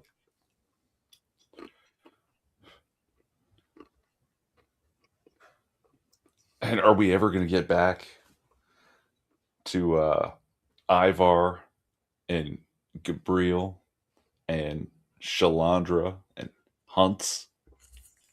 I don't know. You notice I changed the background, right? Background of For the slate. Like the last two slates had your character portraits. Oh yeah, that's right. That's right. And now you're back to the dice. I'm using the D20. Yeah. Because I never know if people are going to be around. I know it's tough for Pox, but maybe with your schedule changing, we can move this stream to Saturday nights, and he can be around. I don't know.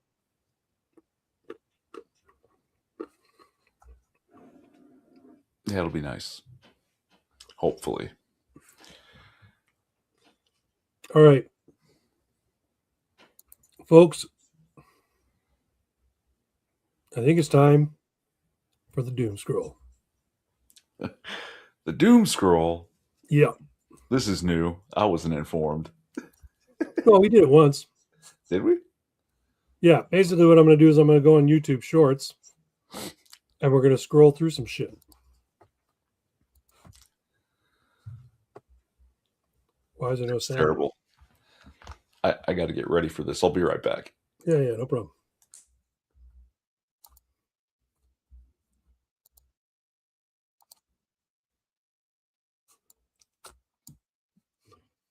All right, when Twin comes back, we'll start the Doom Scroll. So the Doom Scroll is me basically going through my my YouTube Shorts feed and just reacting to what I see.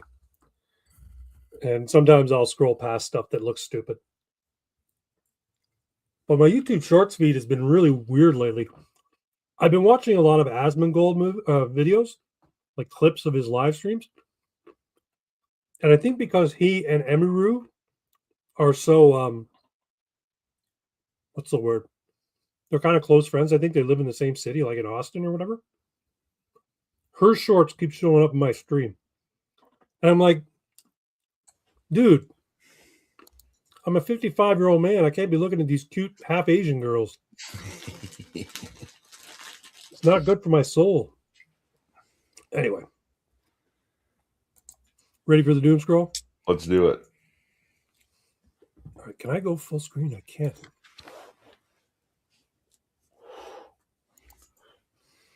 I wanted to say I had to grab a beer for this, but it's a cider. Oh, what cider are you drinking? Growers. Growers. Not showers? You know me. I wish this was in dark mode. How do I change it to dark mode? I have no idea. Oh, well, whatever. Maybe you can't do it in the shorts. Yeah, I thought I could, though. Okay, doesn't matter. No, you have to go to regular YouTube and change it, and then you can go into shorts. Doesn't matter. You're gonna have to deal with white bars. That's all. I think that the reason that men express through video games quite often is because men enjoy stories and they enjoy storytelling. And if you have looked at what comes out of Hollywood and what is on the TV, it's men are bumbling idiots. They're stupid. They're Homer Simpsons. Women are in charge. They're empowered. They're awesome. Video games used to be a pretty good venue for storytelling, and the stories used to be interesting. And so that's why men would be interested in playing them.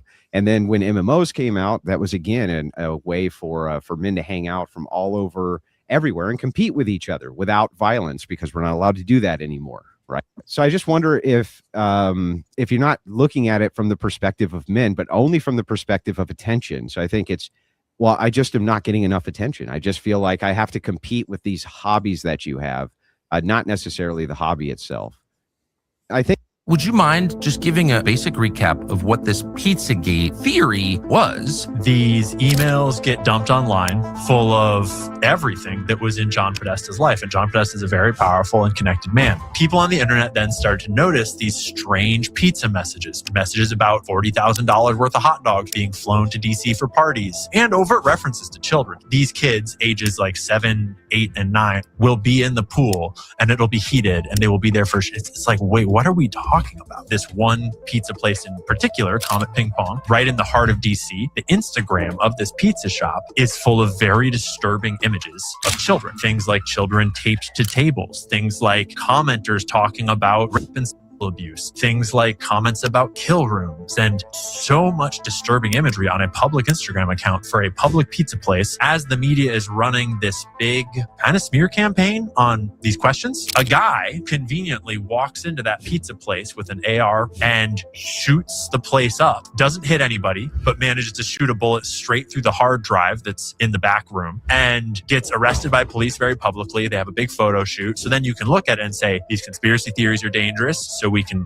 censor them all off the internet because it's been debunked. Don't pay attention to the fact that the guy that owns the pizza place is the boyfriend of the guy that runs Media Matters, who is one of the primary debunkers of these things. Would you? Pizzagate was real. I was saying it was real from the get-go. Even if not all of the things that were being spread online were 100% true. Some of them were bullshit just to like muddy the waters, I think, or poison the well, if you will.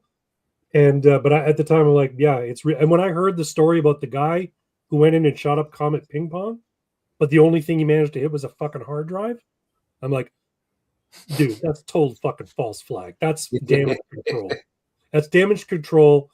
Taking letting a crisis or taking advantage of a crisis and killing like multiple birds with one stone. You destroy the evidence of anything that was on that hard drive, which is probably myriad of shit, and maybe, hopefully, maybe they've been able to recover some of it, but I doubt it. You vilify the AR-15 and the crazy white gunman, and you manage to say conspiracy theories. See, that's why these are dangerous, and we have to censor them. This guy's absolutely right. You have to see it. It's so On TV. crazy. She said this on television. To Scott, I would say Greenland's not for sale. Wait for it. That's nice that America wants to buy it. They have said, we're not for sale. We do not want to be bought. The people in Denmark are saying, we're not selling it. So I don't know why we keep talking about it like America's the biggest boy in the room and we have the most money and we'll come in here and take. I think it's ludicrous. I think we're acting like the biggest brat. We look terrible on the world stage. Almost there. You're going to actually take things from them. Then it makes us look terrible. And it's just poor leadership. Here it comes. We bought stuff from Denmark before, the Virgin Islands. I also think that he very much wants Greenland for national security reasons. He has stated this time and again. He's worried about Russia. He's worried about China. He's worried about protecting this island. It is a vital area. They have critical minerals. We already have a military base there. We're already obligated to protect it anyway. He doesn't believe that Denmark can adequately protect it. So he's got an idea that it would be better under U.S. control. So did Harry S. Truman. So did Secretary of State William Seward. This has been an island that has been recognized by American presidents and diplomats for 150 years that it would be a good idea for us to control. So it's not unusual for us to engage in these kinds of transactions. Whether this text exchange helps him get to a deal to buy it, I don't know. I want him to be able to buy it. I think the best way to get it is to buy it. Nice. You're 100% right. And that's, when you talk to normies, they immediately go to, oh, Trump's just being a fucking idiot. I'm like, okay, yeah, I know you're inclined to think that, but listen to what he says about it. Listen to his reasoning behind it.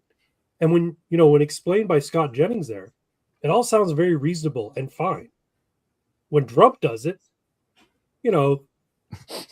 he's not the most elegant of speakers, but for those of us who are accustomed to the way he speaks, we can suss out what he means by shit, despite all his deviating into braggadocious, monologues about himself and his election and all that. You know what he's getting at when he starts talking about the subject at length. And the funny thing you'll find with Trump is he doesn't go into great long explanations of why he wants something. He says it in a couple of quick words, and then he fucking gets off on a tangent about the election or about how awesome he is or how our economy is doing. It's really funny to see. But yeah, I mean, people who speak Trumpese, they can understand what he's saying. Well, and also it's trite to say it, but it kind of is the art of the deal. Yeah. He knows he gets a lot of attention just saying whatever. So this causes the stir that he needs for step one of whatever it is he's trying to do. He doesn't need to explain it at all. He's going to get what he wants in the end. He just needs that attention, that stir. Absolutely. Stir the pot. Mm-hmm. He knows what he's doing. And while he was talking about buying Greenland, they came to a deal where basically the U.S. military is going to be, they don't own Greenland, but their presence is going to be ubiquitous going forward. And it's going to boost the economy. All those soldiers and building the systems there, it's just going to make Greenland richer. And at the end of it, they're probably going to go, this was the best fucking thing that could have happened to us. 95% of what all of you guys are studying is going to take your jobs in the next 5 years. Would you agree with me? Yes. So I'm a freshman here at UT studying a brand new major at this school. It's just artificial intelligence.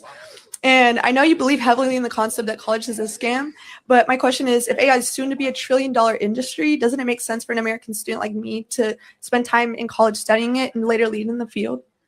So you're probably right. I'm interested. What are you studying the application of AI? How to code AI? Tell me about it. It's mostly code, but we're also learning about the ethics of it and like how it can apply to any job.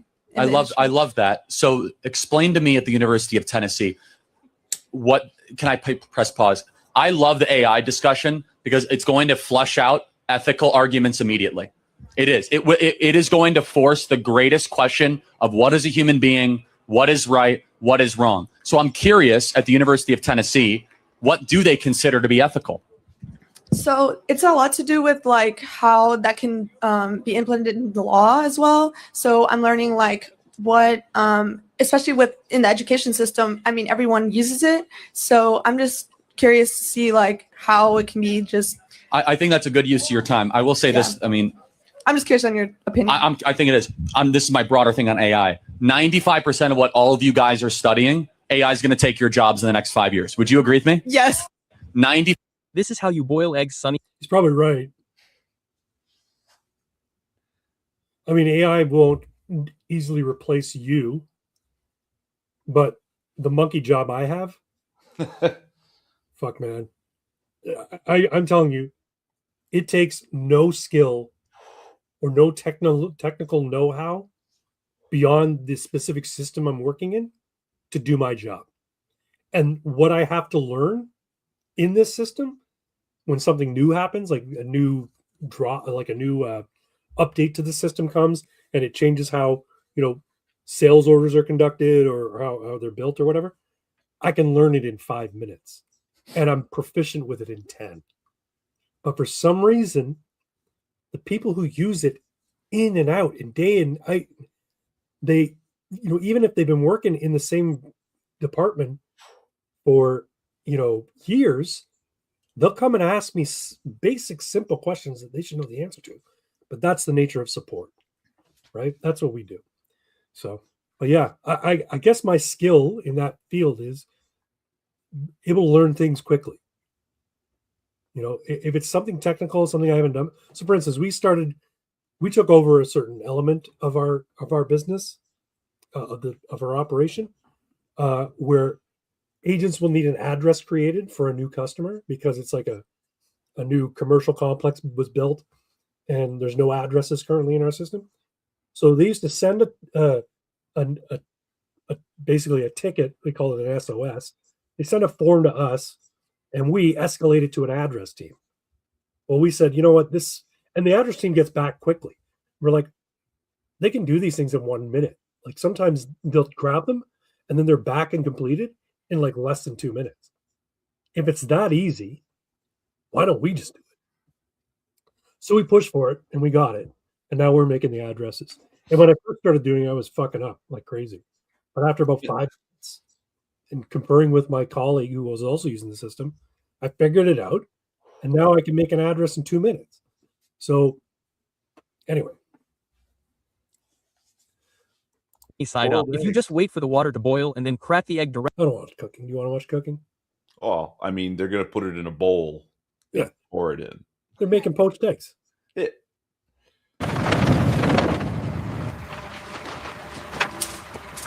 That's a video game I would play. What's that? That's a video game I would play. I think it's real life, though. Yeah, but I mean, like, oh, hey, cool. That looks like fun, yeah. Yeah.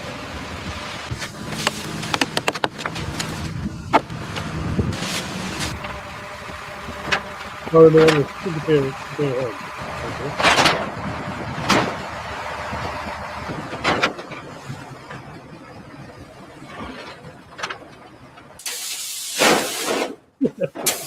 they make it look so easy.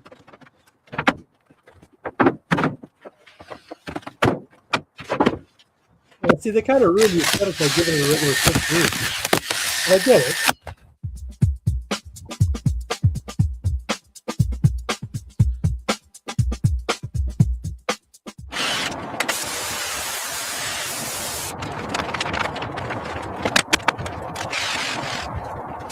This is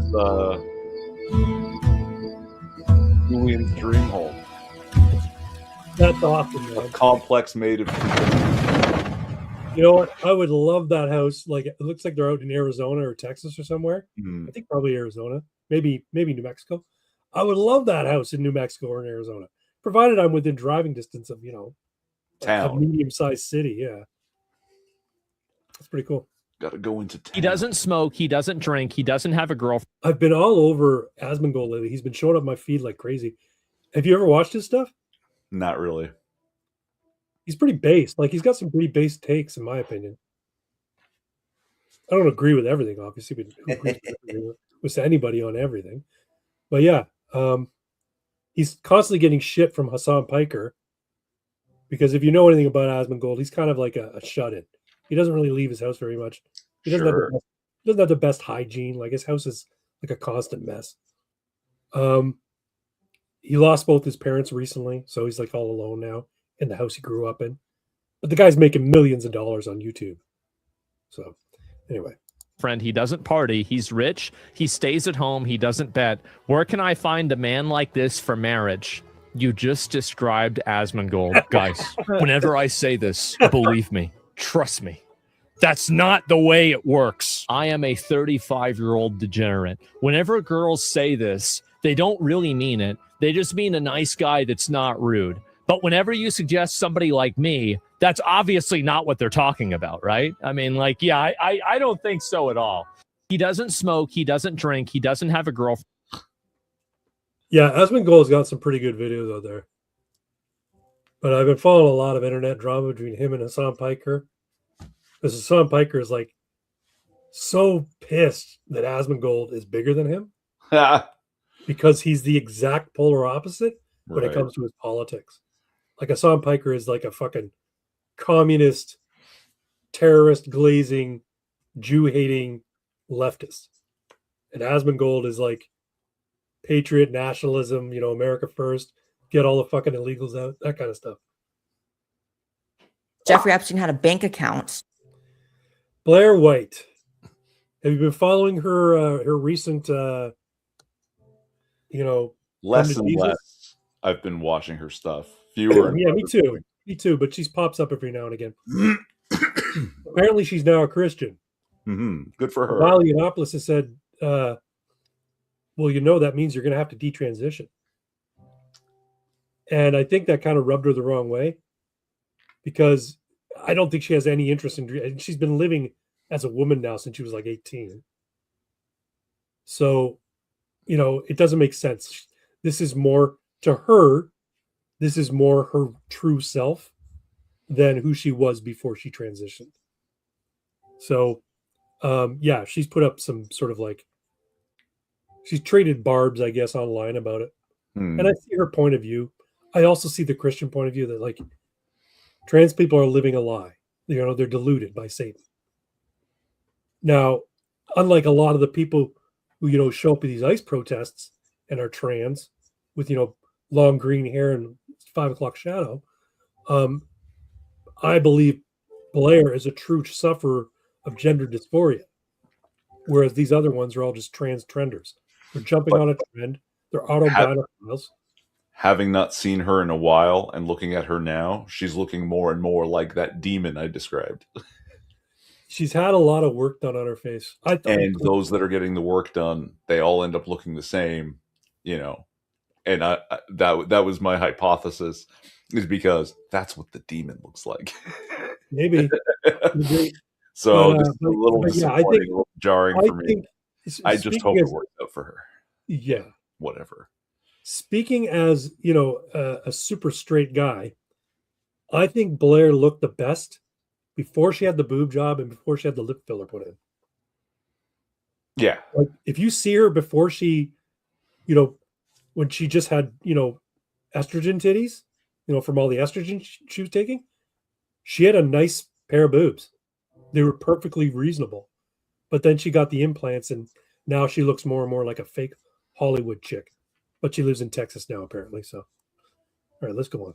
Which was called Baal, the ancient Canaanite deity who children were sacrificed to. The word pizza is used over 900 times in Epstein's various emails. And mind you, the FBI has actually for a long time now released that words like pizza, there's a little graph here, actually are code words for predators, for things like boy, girl, little boy. So we have this we have this woman who sends a photo of her baby to Epstein and says, your generosity has no limits, after receiving an unbelievable sum in her bank account and that she's never seen. We have an email from someone to Jeffrey Epstein saying, I decided to sacrifice poor homosexuals. Oh my God.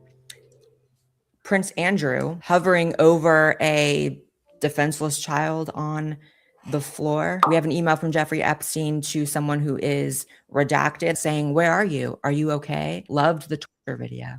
Jeffrey Epstein had a bank account, which was called Baal. Yeah, man, back to Pizzagate. It's all fucking real. It just reminded me of this terrible, terrible joke. Okay. What's the... I'll just jump to the punchline. The leading cause of pedophilia is sexy children. Don't joke. I'm sorry. It's fucking terrible, man.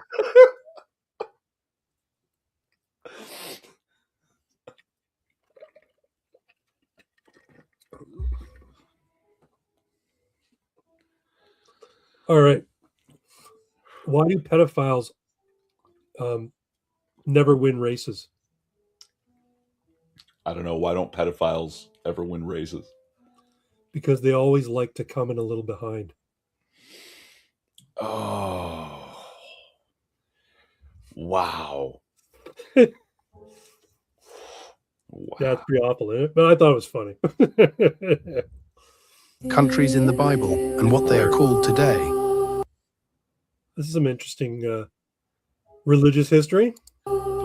Iran was known in the Bible as Persia. The name was changed in 1935. Iraq Syria? Babylonia was known in the Bible as Babylon. The modern name appeared in 1932, coming from the ancient region Mesopotamia. Syria was known in the Bible as Aram. The name changed during Roman times around 64 BC. Ethiopia and Sudan were known in the Bible as Cush. The name Ethiopia appeared in the 4th century. Sudan received its name in 1956. Israel and Palestine were known in the Bible as Canaan. Israel became a state in 1948, Palestine in 1920. Libya was known in the Bible as Put. The modern name was introduced in 1934. Countries in... I don't even know how to attack it. Got so much to it. There's no better way to convince me that you know that the food that you're selling is poison than to make a video like this. Here is McDonald's CEO, and he's going to do a review, bruh, of the brand new McDonald's Arch Sandwich. And take a look at that bite that he takes out of this thing. All right, the moment of truth.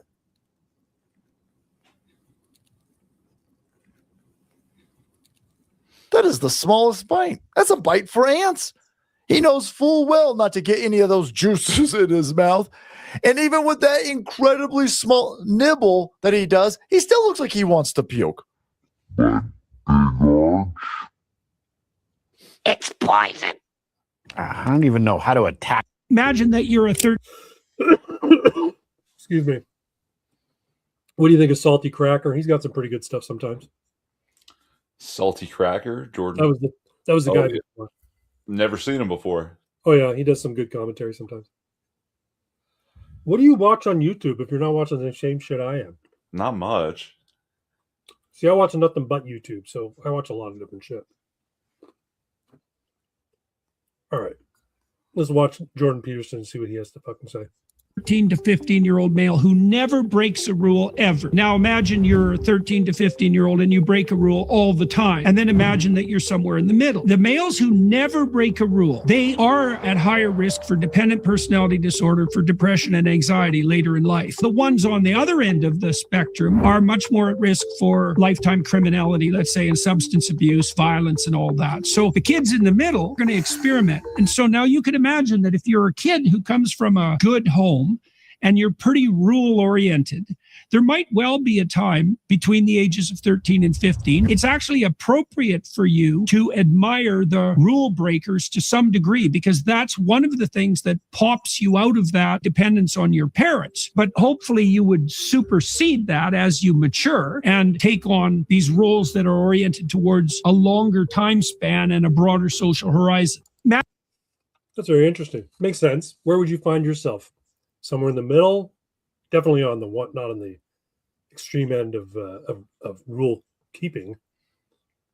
I was a fucked up kid, and I mean, like, we're all a little fucked up. No, but I mean, like at 4 and 5 years old, and I got significantly better. I would put myself in the middle, but tending towards obeying rules more. Whereas my brother, he's probably smack dab in the middle. He's done some, I wouldn't say terrible things, but he's broken rules. Probably more than I have. Melina definitely never broke the rules. She only started breaking rules after she met me. More than a third of young men think feminism has been bad for society. What is feminism? Well, I guess when I hear that first, I think feminism really is a hate group that wants basically to take money from men and give us all the freedom without any of the responsibility. And I see this in divorce court. You know, that's something feminists really fought hard for. I see this with the useless jobs they give us for diversity and inclusion. And I see this a lot. You can't get a job purely because you're a woman, and a bloke's got no chance. Well, I found out the other day that I can get, and I'm excited, I'm applying for these diversity and inclusion jobs. I've just started the application process. I get paid the same to do that as a fireman. So you could say equal work. But if you got one in the NHS, oh yeah, This was fun. more than Sorry. You watch Pearl at all? You ever seen any of her shit? Not really.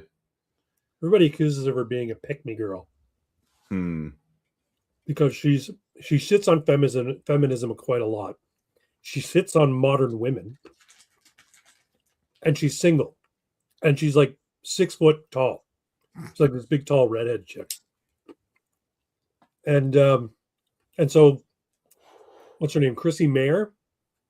She sits on her, calls her a pick-me because she's only saying this shit so she'll appeal to a conservative man. Like, well, if she believes it, who fucking cares? But I guess what she's implying is she doesn't really believe this stuff. But then Chrissy Mayer is one of these modern female edgy comics. And don't get me wrong, I like Chrissy Mayer. I think she's super cute. But I also think she's pretty damn funny for a woman. And she sort of her view of like female empowerment is being just as vulgar as the guys and not giving a shit about what people think of you. I mean, those are all reasonable traits to have, I guess. But she doesn't like Pearl, I guess, because Pearl is maybe a little bit more, what's the word? Political. Like she's weighing in like, this is it. This is the truth, and Chrissy Mayer isn't really political. She just sort of like got embraced by the counterculture in comics and modern media because, she was funny and she sided with them on things like DEI in movies and shit like that.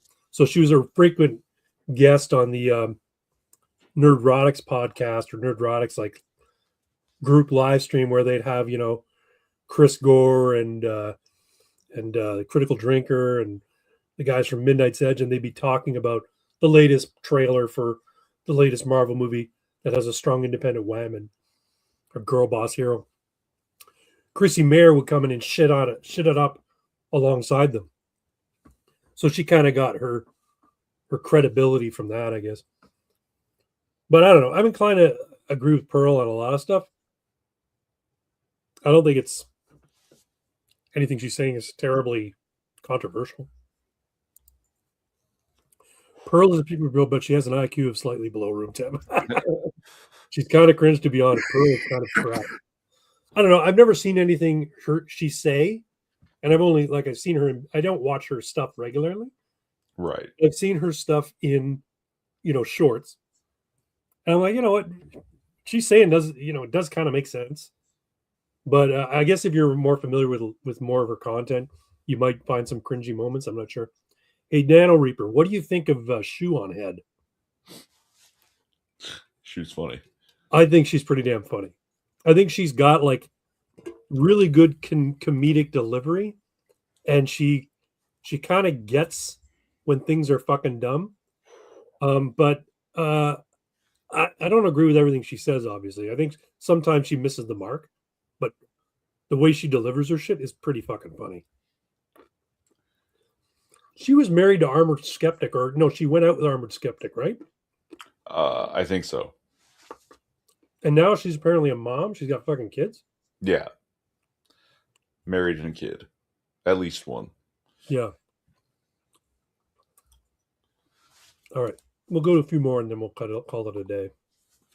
This was funny, man. What do you do for fun, man? Sometimes I'll just go onto Facebook Marketplace and make listings for some popular items. Oh, side hustle. I respect it. Oh, it's not a job. Yeah.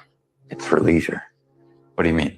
Once I get some interest in the listing, I'll identify 3 to 5 suitable targets. Bro, did you say targets? Buyers. You said targets. I'll do a little research from their profile. That's smart. Their appearance. Yeah.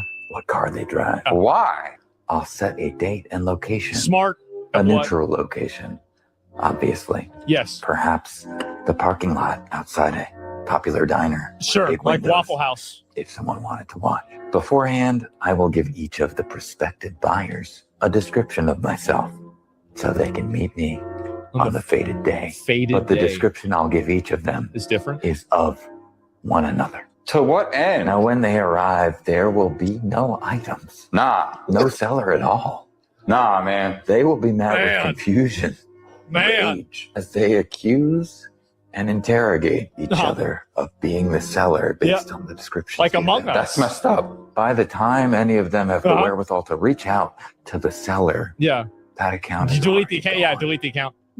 It's a Fugazi. Fugazi. It's paradise. Is that Matthew McConaughey? All right, all wrong. That was Matthew McConaughey. This is a smart idea. Is that cold queso? Nah, where are your chips though, bro? Yeah, 911, send to everybody. Oh my God, who does this? I don't know what's better, the actual skit or Asmongold's reactions. I know. Yeah. He does pretty good reaction videos. I think I can demolish the atheistic argument permanently. With the death of God, many other things die, things you don't expect. And one of the things that dies when God dies is science, and no one expected that. Science as a practice is a religious practice.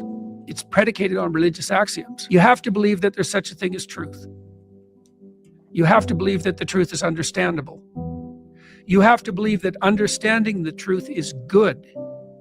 You have to believe that there is such a thing as good. Those aren't scientific claims. Those are metaphysical claims. The difference between believing in good and believing in God it's a very narrow difference.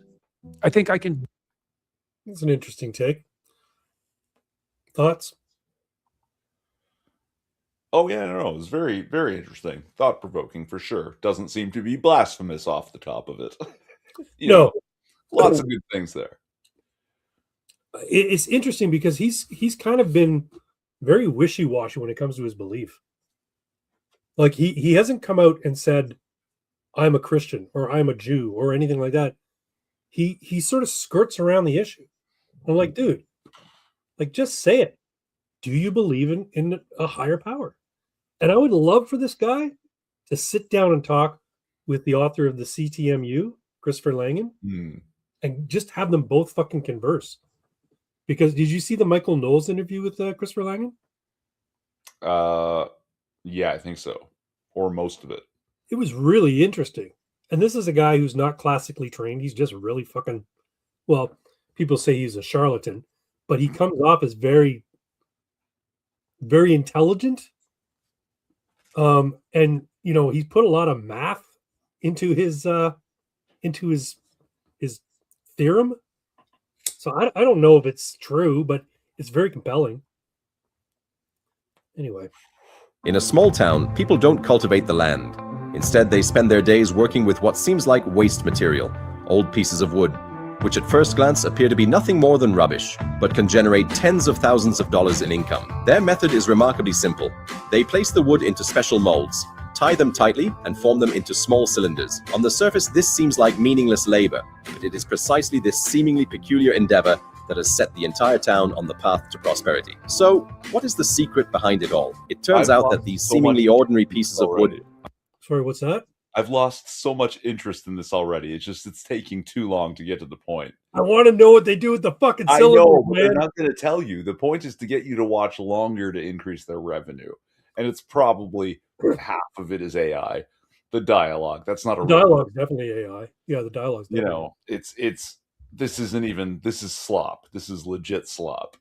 Like Well, it's I all still- slop, but this is slop. Yeah. I still want to know. are actually branches left over after pruning fruit trees.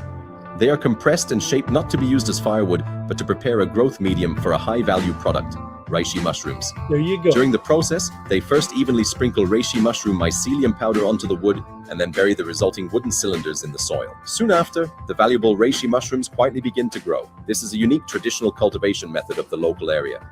Here, wood that was once considered waste material has truly transformed into soft gold. In a small town... See, that was interesting and informative. Took so long. You made Bruce Lee into an asshole. Go suck a dick. Well, the stuntman hated Bruce. Really? On Green Hornet. No, it's in Matthew Polly's book. And before that, it's always been known. Bruce had nothing but disrespect for stuntmen, and he was always hitting them. It's called tagging. When you hit a stuntman for real. And he was always tagging him with his feet, and he was always tagging him with his fist. And they got to be the point where, like, no, I refuse to work with him. Huh. That's interesting. I wonder what that was about. Oh, they're just not good enough. They're pussies. Hmm. I want to make it look real. But they don't like that. No. That's unprofessional. Cliff loves shit like that. You know, he has a method. And his method is to give the guy the first fall. Okay. Right. Let me see your move. All right. And he gives him no resistance whatsoever. But the guy does the move. He knocks him on his ass. There's like 4 different ways Bruce could have come at him the second time that Cliff Wooden had very little defense against. But most of the time, if a guy has a particular move and it looks like the guy's a lunkhead, just a big mouth, they do the first move again, second time. Well, now Cliff knows what it is. So he prepares for it, he pivots, he catches him, he throws his ass into the car. Thing about it is also, Cliff is That was a great scene. You've seen that movie, right? No. You've never seen Once Upon a Time in Hollywood? No. You got to watch it, man. It's so good. It's Brad Pitt and Leo DiCaprio. Yeah. Brad Pitt is the bodyguard of Leo DiCaprio. And he's been with him since like the start of his career. So they're inseparable almost, right? And Leo DiCaprio is like, he's an actor who's had his heyday and he's desperately trying to get back into things. And Brad Pitt's character, I think his name's Cliff, he works for him, and he's like a sort of not a mentor, but like a companion that sort of keeps him grounded and shit. And he's full of this sort of folksy down home wisdom. Like he's got like a sense of right and wrong, and he's confident, and he's just really relaxed in the whole thing. Really good movie. I suggest you watch it. I've lost confidence in Tarantino. That's all. 6 is here. Pearl is pick me. Oh no, she's kind of cringe to be honest. That was 6. Okay. I believe in cold queso and good cold queso often without chips. Fair enough. Craig, I own a copy of the cognitive theoretic model of the universe. Oh, very cool. What do you think of it? Now Reaper says no more AI slop. And Matthew Lillard and Paul Dano greater than Quentin Tarantino. I don't know who those guys are. One of them is the guy from Scream. That doesn't help me. And maybe they directed a movie together or something. I don't know. Yeah, Quentin Tarantino's not one of my favorite directors, but you can't deny his talent. He's a damn good director. I used to like him better. Yeah, me too. I liked Pulp Fiction. I liked the first part of Kill Bill. I thought the second part took too long. I liked, I've never seen True Romance. I really should watch it. True Romance is great. I was going to say that's it's that and Reservoir Dogs. I like Reservoir Dogs a lot. Yeah. Yeah. But he only wrote True Romance. Oh, is that right? He didn't direct it? From Dusk Till Dawn, him and Robert Rodriguez. That was a pretty cool movie. It's very fun. Yes, very fun. It wasn't a highbrow by any means, but it was fun. He's a very sick food fetish. Who, Tarantino? Yeah, apparently. Or Christopher Langan. I haven't read it yet. Been too busy writing. Oh, good for you, man. You should, as a writer, you should take some time to read. Can't just constantly be writing. You need to read. You can't just be in output mode all the time. There's got to be some input. Let somebody else make the words in your head for a while. Right. I think it helps with writing. I think it actually helps with writing. Yeah, Tarantino. What would my favorite movie of his be? I'm going to say, I mean, it's kind of cliche, but I think Pulp Fiction is really, really good. And As I long as remember you don't say the Hateful Eight. What's that? As long as you don't say the Hateful Eight. I've never seen it. I don't think I watched it. I haven't watched any of his Western stuff. I don't think he does Western well. I think he does Western and period stuff like that. I think he does it almost as a farce of it. And he tries to inject too much of his modern sensibilities into it. But anyway. Inglourious Bastards. That was one of his too, wasn't it? It was, yes. Did you not like Inglourious Bastards? Like 6.5 maybe. You know, it's fine. I enjoyed it. It's like a 1945 war era Reservoir Dogs in its sort of like tone. You know what I mean? The Nazi hunters, while they're thoroughly entertaining, they're like, they're his little nod at adding like gratuitous sort of violence and gratuitous violence into it. Sure. I mean, look, I just find that since they've unleashed him, he's just far too self-indulgent. These movies don't have to be 3 hours long. No, they don't. Do this in 155, no problem. No, they don't. But you know what? Because he has the money and because he has the resources and because he has the clout, he no longer has to pare down and leave things on the cutting room floor to his detriment. I think a good director who says I need to have first edit, or final edit, I should say, probably shouldn't be a director. They should be an editor.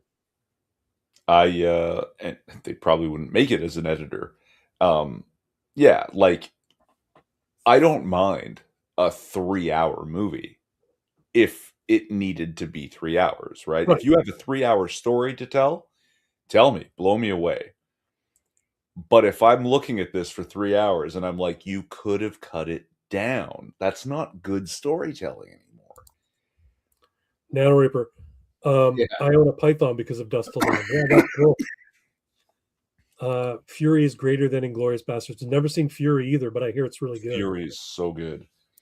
You really don't need excuse for extreme violence in a WW2 movie. Exactly. And you know what the thing is? Like, you watch movies like Saving Private Ryan, incredibly bloody, but for some reason it works there and it has the right tone. It doesn't seem to be gratuitous. It seems to be horrific, right? It's showing violence for the horror that it is. When properly done, you're getting the sense of both bravery and unbridled terror. The extreme hope required to even begin to think about doing this versus the desperation of it actually happening, right?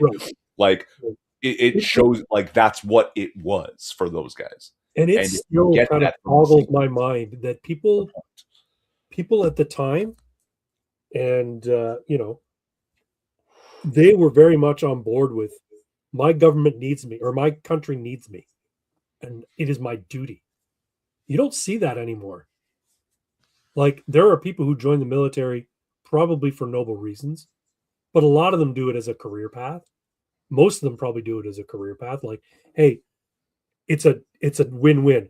I'm serving my country, which is a good thing. Plus, I'm getting, free college to study to be an engineer or whatever. Right? But back then, it just seemed like everyone was like, I've been called up. It's time to go. And women were okay with it. And the men were okay with it. And hell, the women were even okay with men being unfaithful while their husbands were away. It was just one of those things. Like, it's war. It happens. He's in Japan for, a year at a time. He met somebody when he was drinking at the canteen and la, right? Anyway. Also, making 3 hours movie just to make 3-hour movie, you end up with Hollywood films being before Bollywood films. Yes. Yeah, just add the dancing and the singing. Bollywood's interesting, eh? Did you ever watch RRR? No. I suggested it to you. You never watch any of my suggestions, you fucker. RRR as a Westerner is a really good Bollywood film. It's got so much going on in it, and it's done so well. I'm like, this is fucking amazing. But anyway. All right, we'll do one or two more, and then we'll call it a night because we're getting up towards 11. Almost kind of shocking admission the other day from the U.S. government that during the Maduro snatch operation, the U.S. military used directed energy weapons. There was a weapon used, a sonic weapon. Probably good not to talk about it, but we have some amazing weapons. They have been very interested in those since Tesla's research. Tesla was working on that technology, but what he wanted to do was create free energy for the world, which turned out to be a problem for him. When he died, the FBI was there. They came way too fast. So they seized his property and they sent it to Wright-Patterson Air Force Base for a scientist named John Trump to investigate Tesla's research, specifically looking... Later an MIT professor? Yes, and later an uncle of the president. Actually? Yes. For a country of hundreds of millions of people, we have these weird coincidences a lot. Isn't it strange? And the same families show up over and over. Don't talk about the Bushes or the Clintons on my show. Or Mossad. I think you're a wise man. It's almost kind of shocking admission. That's AJ from the Y Files. I've recommended him too before. I watched one thing all the way through. I wasn't super happy. It was well put together, but yeah, this is the thing. He makes that show with the fucking talking fish. He makes it so it's sort of, it's not Art Bell levels of conspiracy theory, and it keeps it kind of light. But also, I appreciate the fact that he goes at the end. He goes, "But is it true?" And then he goes through all the things that make it compelling, and all the things that are just absolute falsehoods. Okay, but the way that I felt it was he actually presents some of the most ridiculous and over-dramatized versions of what might be considered a conspiracy theory, and then at the end goes, "But are you just a fucking stupid loser?" And then calls you a stupid loser for the next 10 minutes. He does not. He does not. He's the most congenial motherfucker on the internet. You're projecting, I think. Yeah, they claim this, but basically, you're a stupid fucking loser for even thinking it. And here's why. You've never been exposed to the story of whatever, right? But then also, and then he presents it as like, here's the origin of the story. So and so found this thing. He said it was this, and then he said he did this, and then he said he saw angels, and then he said he saw aliens, and then he said he talked to Bigfoot, and blah blah blah blah blah, and blah blah blah blah blah, and all these people either corroborated it or witnessed it or whatever. And then tells the whole story, and then he says, "But is it true?" And then he goes through, okay, this claim he made here, that was never corroborated. This thing that said here that so and so saw it, well, that person has never been found. And he'll just talk about why it might not be true. But here's also something that I noticed, because again, I was familiar with this conspiracy theory. Yeah. Was some of the things, not one thing in his thing, but multiple of them, weren't correct. Could be. I mean, right? So I was like, hold on. They produce a show, right? And they produce it, they write a script. So there may be things that either they get wrong or misrepresent somehow for the purpose of artistic license. On the other hand, he just went on Tucker and said, yeah, we don't talk about the Bushes or the Clintons on my channel or Mossad. So I like him a little more now. Oh yeah. He's full on, like he's pretty distrustful of government and the legacy families of sort of US royalty, right? Hecklefish. Yeah, that's the name of the goldfish. Yeah, well, like, okay. You ever watch an old Texas movie where the people carrying the gold are Wells Fargo and the groups protecting it are the Pinkertons? What one's that? All of them. Oh, okay. But you know what Wells Fargo is, right? And it goes all the way back to transporting gold in crates by horse and buggy across the Wild West. Those two families, you can trace them down directly to the Clintons and the Bushes. No shit. The Clintons and the Bushes are descendants from those two families, Wells and Fargo. Yeah, and the Pinkertons are still somebody. Yeah, I'm sure there's still a guy called I can't remember who. Yeah. There's some wicked evil shit going on in the halls of government, halls of power. And yeah, man. Now they're saying, oh, Bill Clinton wants to release the entire Epstein files and has agreed to meet with the special counsel or whatever, right? Or the special subcommittee on whatever. And everyone's like lauding him as, oh yeah, Bill Clinton's going to expose Trump. I'm like, you fucking idiot. He's only doing this because they threatened to arrest them for contempt of Congress, you fuck. But he's trying to spin it like he's actually a hero in this. Nah, man, you're as dirty as the fucking day is long. And your fucking wife eats babies. I have no doubt that she's a goddamn ball worshiper and she eats fucking babies. I have no doubt. All right. I believe that allegedly exists a video of Hillary Clinton and Huma Abedin cutting a child's face off while she's alive, wearing it like a mask while dancing and laughing, then murdering and eating that child's brain. Frazzled.rip. He's selling out Hillary. I wouldn't doubt it. I would, you know what? There has been animosity between those two forever. I think their whole marriage was a marriage of convenience. She had ambition. He had charisma. She saw in him, and the people who were maneuvering things behind the scenes knew that he was going to become a person of power. First governor of Arkansas, then president. And she's like, I'm hitching my fucking trailer to that fucking horse. And she did. And she maneuvered herself into the halls of power and became just as despicable as, his old family evil. Probably more. That's just me. Wouldn't it be funny if he did? He says, yeah, I went to the island. Yeah, I fucked little kids, but she eats them. And I've got proof. Wow, that would be wild. That would be wild. I would fucking love to hear that. And then I could just go and fucking thumb my nose in everybody's face and say, I told you Pizzagate was real. One more. All right. Tim Walz is great because during the election, when he's running with Kamala, he's trying to do the Joe Six-pack. Well, I was a football coach in high school and saw time at NAM, so he's doing the thing. So just think about this. During that whole time, he's a chubby, aw shucks kind of Minnesota guy. And it's the kind of thing where the camera comes around. And he's like, oh, hey, caught me gapping the plugs in my International Harvester. I didn't know there was going to be a camera here, fellas.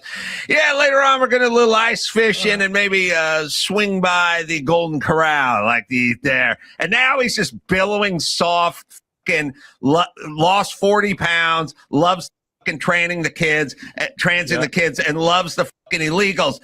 Pussy now. So he was that guy back then, but he had to fucking beef it up because Kamala was like, I'm a crazy half black chick who's totally off the rails, and I want to spend money to trans illegal prisoners in California. So I got to fix that. So I need a chubby guy who pretends to hunt and gap the plugs on his International Harvester. So I need that guy. So he'll go, oh, okay, I'll be that guy. And then later on, he's like, oh, fuck it, I'm going to get AIDS. I'll drop 40 pounds and I'll start crying.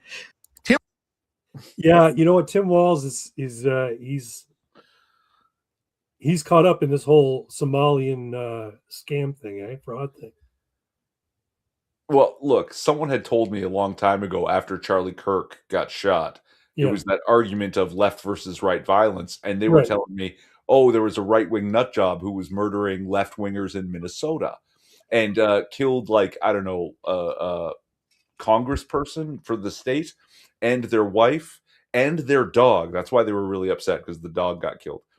But the guy was arrested with a bunch of No Kings merch in his car, a Yeah. list of targets that included some conservatives, but because Minnesota is a very left Congress state, most of the people on his list, Congress people, were also left. Yeah. And to this day, this guy swears Tim Walz put him up to it. I wouldn't doubt it. And now, hold on, we find out that there's this Somali fraud thing, and the reason those people, the thing they all had in common on the list was they were quietly looking into the emergence, undeniable fraud happening in their districts in the state, going, wait, where's all that money going? Like, you can't not see it. And they started poking around. Wow. And then Tim Walz drops out of the next election. Yeah. Right? That was the thing where I was like, holy shit, he dropped out over all of this? Now he's probably wishing he hadn't, because people are fucking stupid. They probably would reelect him. You're absolutely right. No, the people of Minnesota, particularly like Minneapolis, St. Paul area, because you get out of the big cities and it's conservative. It's as red can be. It's only Minneapolis, St. Paul that's crazy fucking liberal. And I think he's as dirty as the day is long. I'm certain that the whole Somali daycare fraud and healthcare fraud was a money laundering scheme by the people approving them for their their licenses and their zoning permits and all that sort of stuff, and approving them for their their funding. It's And getting more and more people, likely that these some of them guys were getting the have to be kickback, involved, right? right? Yeah, they They're have. getting- Like it seems more and more likely that they must be involved, especially because some of their net worths have grown so drastically over their tenures, which shouldn't be possible with their salaries. Like Ilhan Omar. Who? Exactly. Yeah, Ilhan Omar. She makes a congressperson's salary. I think it's like $75,000 a year or something like that. No, it's stupid. It's like 180,000. Okay, well, whatever. When she started her career in politics, apparently her net worth was $50,000, and now it's over like 5 million. 5 million or something like that. Yeah, and she says, "No, my net worth isn't that." I'm like, "Look, it's a matter of fucking public record, right?" And yeah, okay, it's not your net worth; it's one of your husband's fucking net worth, because you married your brother first, apparently. Yeah, they're all fucking dirty, man. Every fucking one of them. Anyone who's a career politician is dirty. That's why I like Trump, because he was dirty before he got into politics. Yeah, He's already filthy rich, so he wasn't using political power to enrich himself. He did that before he ever got into politics. All right, I said one more, but we're gonna do one more. Why did God create war? Why does God create murder? Why does God create all the horrific things we see in the news, school shootings? Why would God create a mind that acts in that way? Well, I think the answer to that is the free will defense. It's not that God created those things. He created free agents, knowing that it was better to create free agents who had the ability to choose, and therefore to choose to love him or not, or love each other or not, than it was to create puppets. But with that decision to create free moral agents, there was also the risk that people would use that freedom to exploit others. Why did God create war? It's really sad to think about it, right? Like they say it to you sometimes when you're a kid in a Catholic school and you've decided to be atheist, right? Right. But the more you think about it, the sadder it is, and the worse you feel for God, right? Oh, I don't believe in God. God believes in you. God literally has faith in us to use our free will to do something good. That's a terrible feeling. That's a terrible weight to have on one's shoulders. It really is. And you know what? As a Christian, the thing that's sort of like, it's one of those weird things. It gives me pause the most and makes me worry the most, but it also gives me a sense of like calm, because ultimately I know while my actions are within my purview, my judgment is not. Right? What's going to be, how I'm going to be judged is not, like, I have no control over it. Right? But I constantly, worry, am I being faithful enough? Do I have enough faith? Am I trying to live the life that Jesus wants me to live? And I think about it constantly, man, like fucking constantly. Maybe it's just because I'm a new Christian, but yeah, like every day I'm thinking, like, it sounds silly and trite, but would Jesus want me to do this? What would Jesus do? Would Jesus want me to do this? What, are all the angels actually watching me? You know what I mean? Just remember, when you ask yourself, what would Jesus do? Fashioning a whip, tossing tables, and chasing people around the temple is not out of the question. No, but the thing is, it's never my wrath that I'm ever concerned about. I do have wrathful moments from time to time. But then it's like, it's not something that I feel like I'm out of control. It takes over. So it's not like I'm like, I have a moment of pause, like, what would Jesus do? It just happens. I just snap. But no, more along the lines of when I'm choosing to do something that I know is bad for me, or I'm choosing not to do something that I know would be good for me. Right. I do. That's when I'm like, oh man, why do I keep doing this? Like, I know I shouldn't. Or why am I not doing this?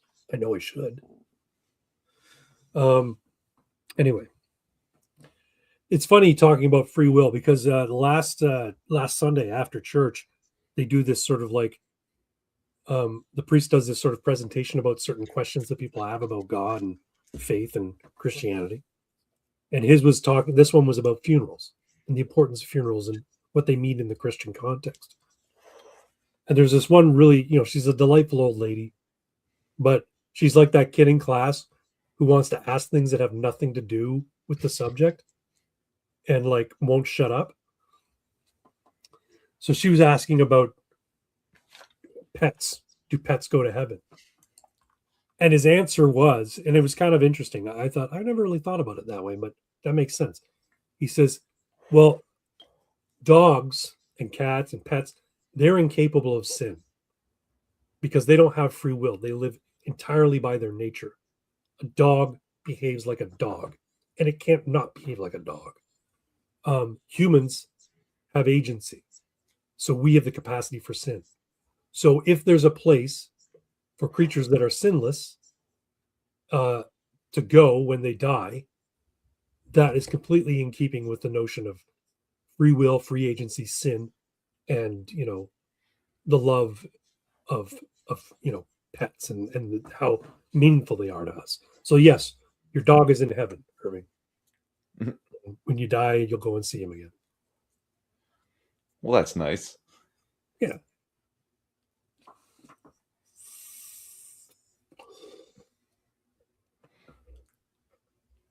Sorry to bring up your dog.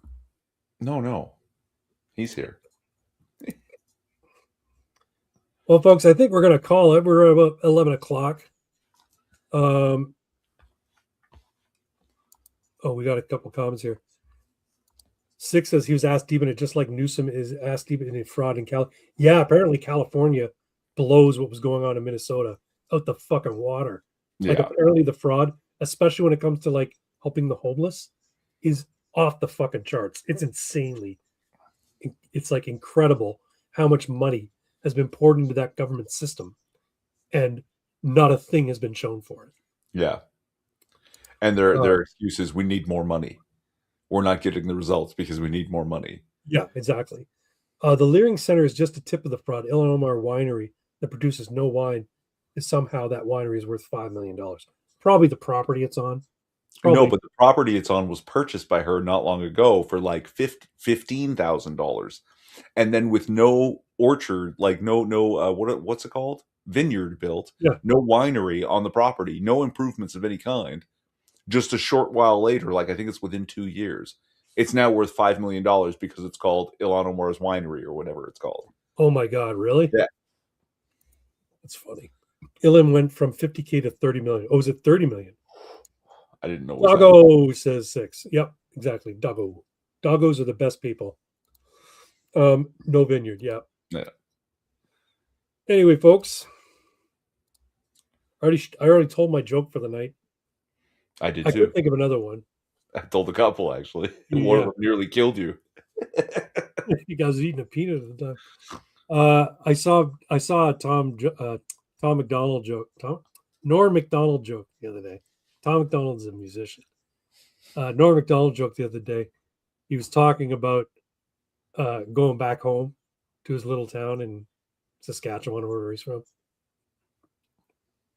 And he bumped into this old farmer, like pig farmer. And he goes there and he's visiting and he sees that one of the pigs has only one, like it has a wooden leg, like its hind leg is wooden. Have I told this joke before? No, but I'm sure I know the punchline. Okay. So he goes, "Hey, Bill, what's going on with that pig there? I noticed it's missing a leg. What's the deal with that pig?" And he's like, that pig is the most amazing pig. Let me tell you. You know, one winter we're having a terrible windstorm, and so we turned the heaters up in the house, and the house caught on fire. And that pig broke out of its pen, came up and squealed and tapped on the door and tapped on the window and woke my wife and I up. We didn't know there was a fire, and we got out of there in time. That damn pig saved our life. That's the best. That's the most amazing pig in the world. He goes, "Wow, that's pretty amazing pig. Did it lose its leg in the fire then, or what happened?" He said, No. He says, "You know that pig there? That pig he saved our little boy's life. My wife and I were out, doing something out in the field there. We were like miles away from the house, and little Billy Jr. He fell in the well, and that pig grabbed the rope for the bucket in his little pig teeth, and he dropped the rope down to Billy, and Billy grabbed the rope, and that pig he dragged Billy up that 20-foot well shaft and brought him out to safety, saving his life. That pig is the most amazing pig in the world." And so Norm says, "Well, yeah, that's great, but it surely is an amazing pig. But why is it missing a leg?" And Farmer Bill says, "A pig that amazing, you don't eat it all in one go."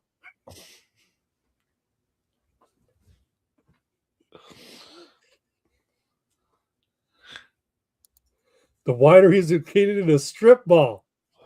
Oh my God. Also, no reviews of East Street Crew wine anywhere. I could find it. Really sounds like a bum wine. I even checked the bum wine review site. Is that the name of our winery? East Street Crew wine? I guess. Sounds like a Somali gang. Yeah.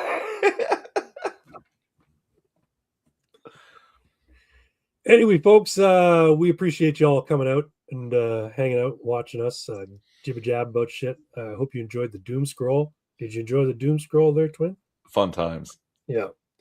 And I appreciate all you listen to me ramble, because I do a lot of that. And I hope you'll join us again. There'll be another Ammunation next week. When do you start on your Saturdays off? Oh, hopefully not. Is it going to be next weekend? No, not next weekend. The week following. Okay. So next Friday, we'll do another Ammunation live stream. Hopefully, Twin can join me. If not, I'll do something on my own. That's fine. And then maybe once schedules align, we can get back to playing some games. But folks, I hope you all have a great weekend. If you're in one of the colder climates in the world, like it seems like most of the world is right now, stay warm, and yeah, y'all take care. Good Good night. Praise Jesus. Hail Sigmar.